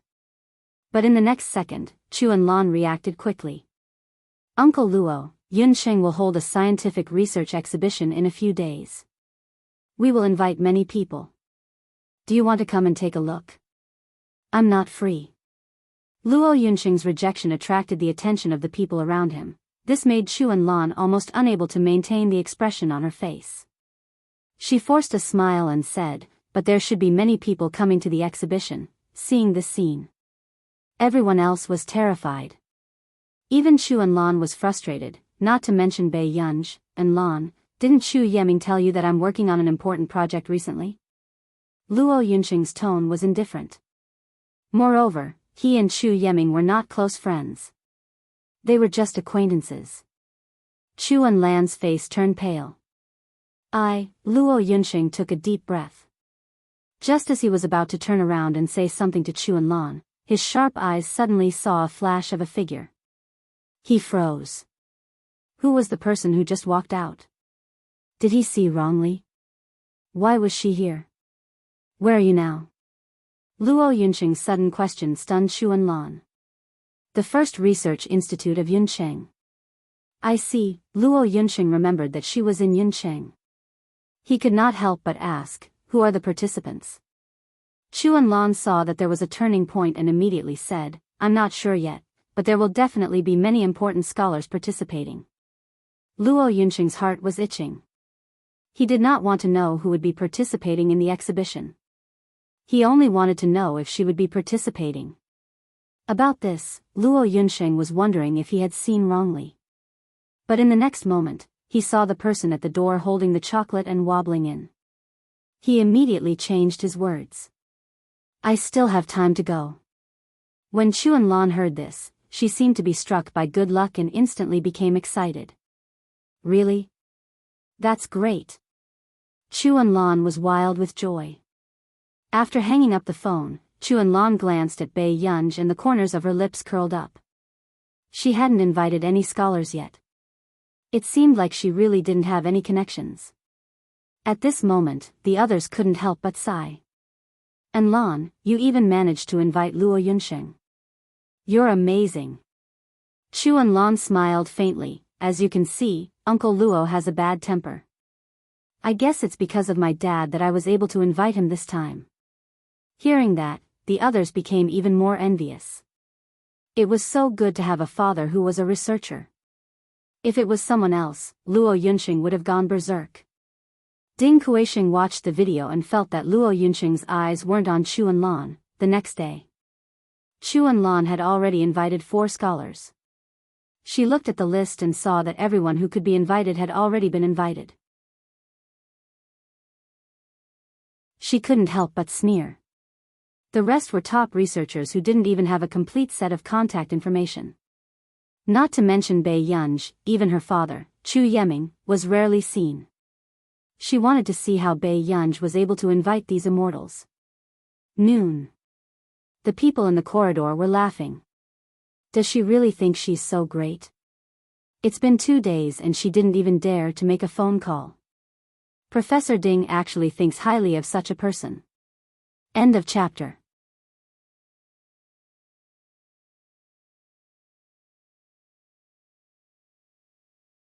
Chapter 9:19. In the group of people, a man and a woman were chatting. The rest of the people were waiting to watch the show. "Xiao Meng, she's here." The person next to them had sharp eyes. When he saw Bei Yunj from afar, he immediately reminded her. However, the woman did not seem to care. Instead, she crossed her arms and laughed proudly. "So what if she's here? Do you think I'm afraid of her? When the man next to her saw this, he imitated the conversation between Ding Kuisheng and Bei Yunj even more exaggeratedly. When he saw that Bei Yunj was here, he became even more excited. Just when everyone wanted to laugh out loud, the next thing that happened caused the atmosphere to change abruptly. The man was suddenly hit in the face by a bottle of mineral water. Even his teeth were loosened from the impact. His whole body crashed into the water dispenser. His hand accidentally touched the pipe, and he instantly howled in pain. This scene stunned everyone present, and the atmosphere became stiff and cold. The woman who was originally proud and complacent suddenly felt a chill down her spine. She stared blankly at the person being discussed and walked slowly to them. Why? Do you have a problem with me? Bei Yunj raised her eyebrows. Her eyes were bright and unruly. Her aura was so strong that no one dared to say anything.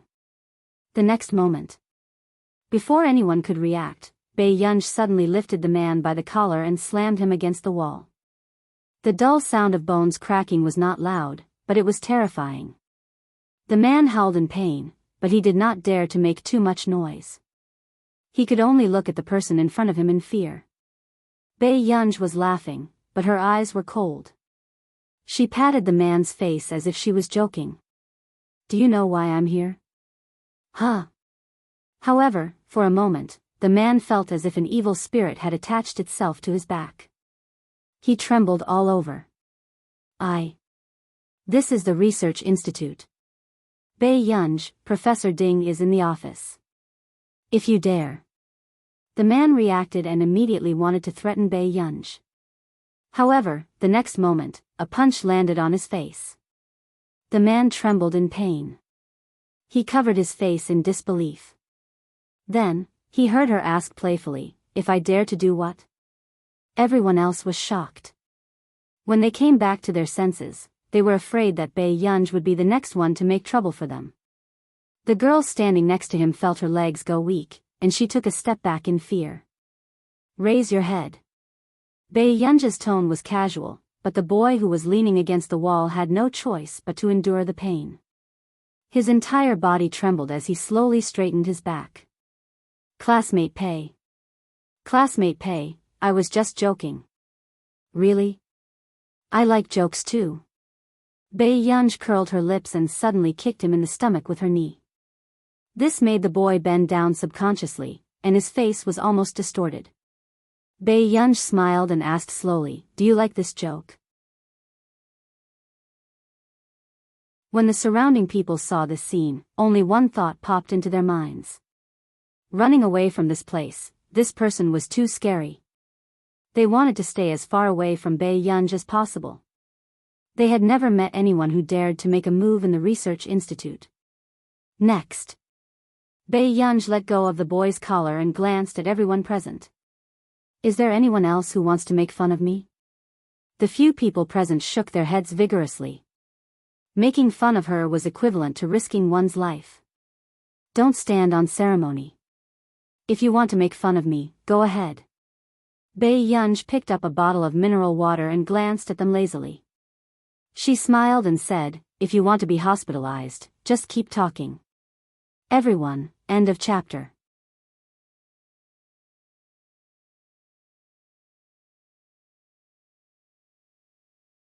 Chapter 920. Then. Everyone watched as Bei Yunj threw the mineral water bottle into the rubbish bin and left. Only then did they heave a sigh of relief. It was too depressing just now. This is the first time I've encountered such a scene. Someone came back to his senses and felt as if his strength had been sucked out. He muttered weakly. The others did not say anything, but they thought so too. This Bei Yunj was really too scary. Why would such a person be a volunteer? It was ridiculous. In the next few days, even Ding Kuisheng felt that the children in Yun University's laboratory were avoiding Bei Yunj like a snake or scorpion. During the meeting, whenever Bei Yunj spoke, no one dared to even raise their heads. However, in the past 2 days, the planning for the conference was nearing its end. Professor Ding, this is the list of people invited to the exhibition, Chu Anlin said with a smile. Ding Kueisheng glanced at these names and asked in surprise, so many? Chu Anlin had already contacted 9 scholars, including a well-known researcher like Luo Yunsheng. Of course, I will do my best to complete the mission given by Professor Ding. Ding Kueisheng nodded. Thank you for your hard work. As soon as he finished speaking, Chu Anlin's gaze landed on Bai Yunj again. I'll send you the list tomorrow. After Bai Yunj finished speaking, the others felt disdain in their hearts. They felt that Bai Yunj could not invite these researchers at all. However, because of what happened a few days ago, no one dared to mock Bai Yunj in front of her. Okay. Ding Kueisheng looked quite happy. In fact, he did not have high hopes for Bai Yunj. After all, he had invited many famous researchers according to Bai Yunj's method. However, when Chu Anlin heard this, a trace of mockery flashed across her eyes. She had invited all the researchers on the list who could be invited. Who did Bai Yunj think she was that everyone had to give her face? After the meeting ended, Bai Yunj looked at the time of the exhibition and took a photo of the list. She opened the group chat, Loving Family, Rose. Picture, does anyone know them? Soon, someone replied in the group. Si Qingyan. Zhong Xinglin. Zhou Moping, there are 3 of them. Are they my students? Bai Yunj raised her eyebrows and continued to reply. There's an exhibition the day after tomorrow. We need to gather some people. Zhou Moping, that's easy. I'll ask my students to come with me. Zhong Xinglin, Si Qingyan, you go too. Si Qingyan. Yu Guang, exhibition. I'm free too. By Mingzhang, I'm going too. Until the next day. Bai Yunj walked up to Ding Kueisheng and thought for a moment. If I can't invite the people on the list, how about we change the group? This was not the initial list. After Ding Kueisheng sorted out the people who would never come, Bai Yunj did not recognize any of them. All right. You can swap out whoever you want. Ding Kueisheng was so busy that he did not care who Bai Yunj found. He only patted Bai Yunj's shoulder. Good luck. Bai Yunj, when the people around heard this, they were even more excited. If Bai Yunj could not find anyone to participate, she might as well say so. Otherwise, wouldn't it be embarrassing if she compared herself to the researchers invited by Chu Anlin?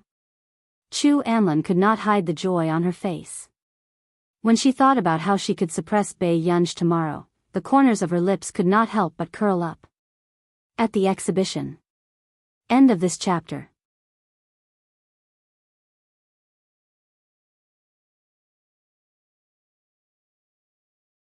Chapter 921. Bai Yunj looked at the invitation and realized that the address of the exhibition was Delaney's Multipurpose Exhibition Hall.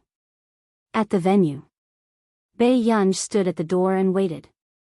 Delaney's Multipurpose Exhibition Hall required swiping a card to enter. However, seeing that there was no one around, Bai Yunj took out the card that the higher-ups of Delaney had given her last time and tried the card machine. Unsurprisingly, the door of the exhibition hall opened. Bai Yunj put the card back into her pocket and walked in.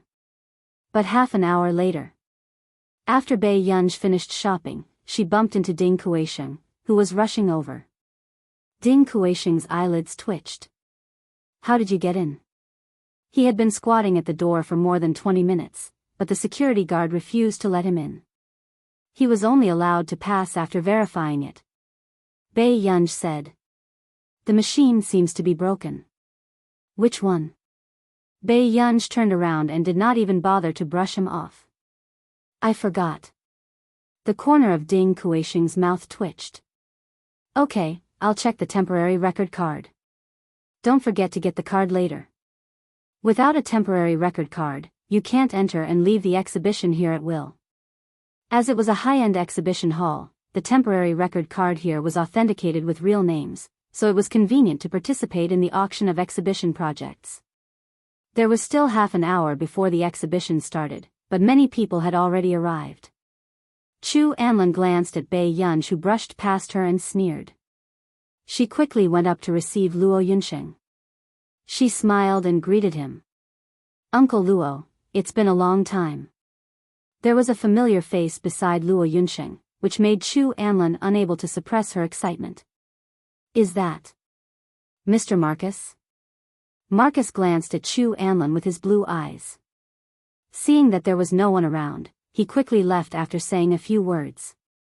Luo Yunsheng, I'll go out and take a look first. Luo Yunsheng nodded respectfully. Okay, Director. Chu Anlin could not help but be disappointed. Is Mr. Marcus leaving? No, I'm meeting a friend. Luo Yunsheng's tone was cold. But Chu Anlan didn't care at all. She followed Luo Yunsheng as if she was very familiar with him. She smiled. Is Mr. Marcus also interested in this exhibition? It's all right. Luo Yunsheng's tone was perfunctory as he scanned the surroundings, as if he was looking for someone. Chu Anlan continued to ask, Uncle Luo, if you don't have anything else to do, why don't you show the others around? Luo Yunsheng was indeed a little impatient. He suppressed his temper and discussed with Chu Anlan. After that, Luo Yunsheng left without looking back. However, Chu Anlan stood there with a stiff face. She only came back to her senses when she heard her companion calling her. Anlan, was that Luo Yunsheng? Oh my God, Anlan, you're too lucky to be acquainted with such a big shot. After the girl calmed down, she thought of the atmosphere between Chu Anlan and Su Li just now. Did you guys quarrel? Chu Anlan immediately put on a smile and said calmly, No, Uncle Luo doesn't like crowds. Maybe it's too noisy. So that's the case, the girl nodded and smiled gloatingly. Anlan, let me tell you. Bei Yunj doesn't seem to have invited anyone on the list. She's secretly sitting in the corridor. Chu Anlan felt a little better. Is that so? She smiled. After all, she's not from this circle. It's indeed difficult for her to blend in.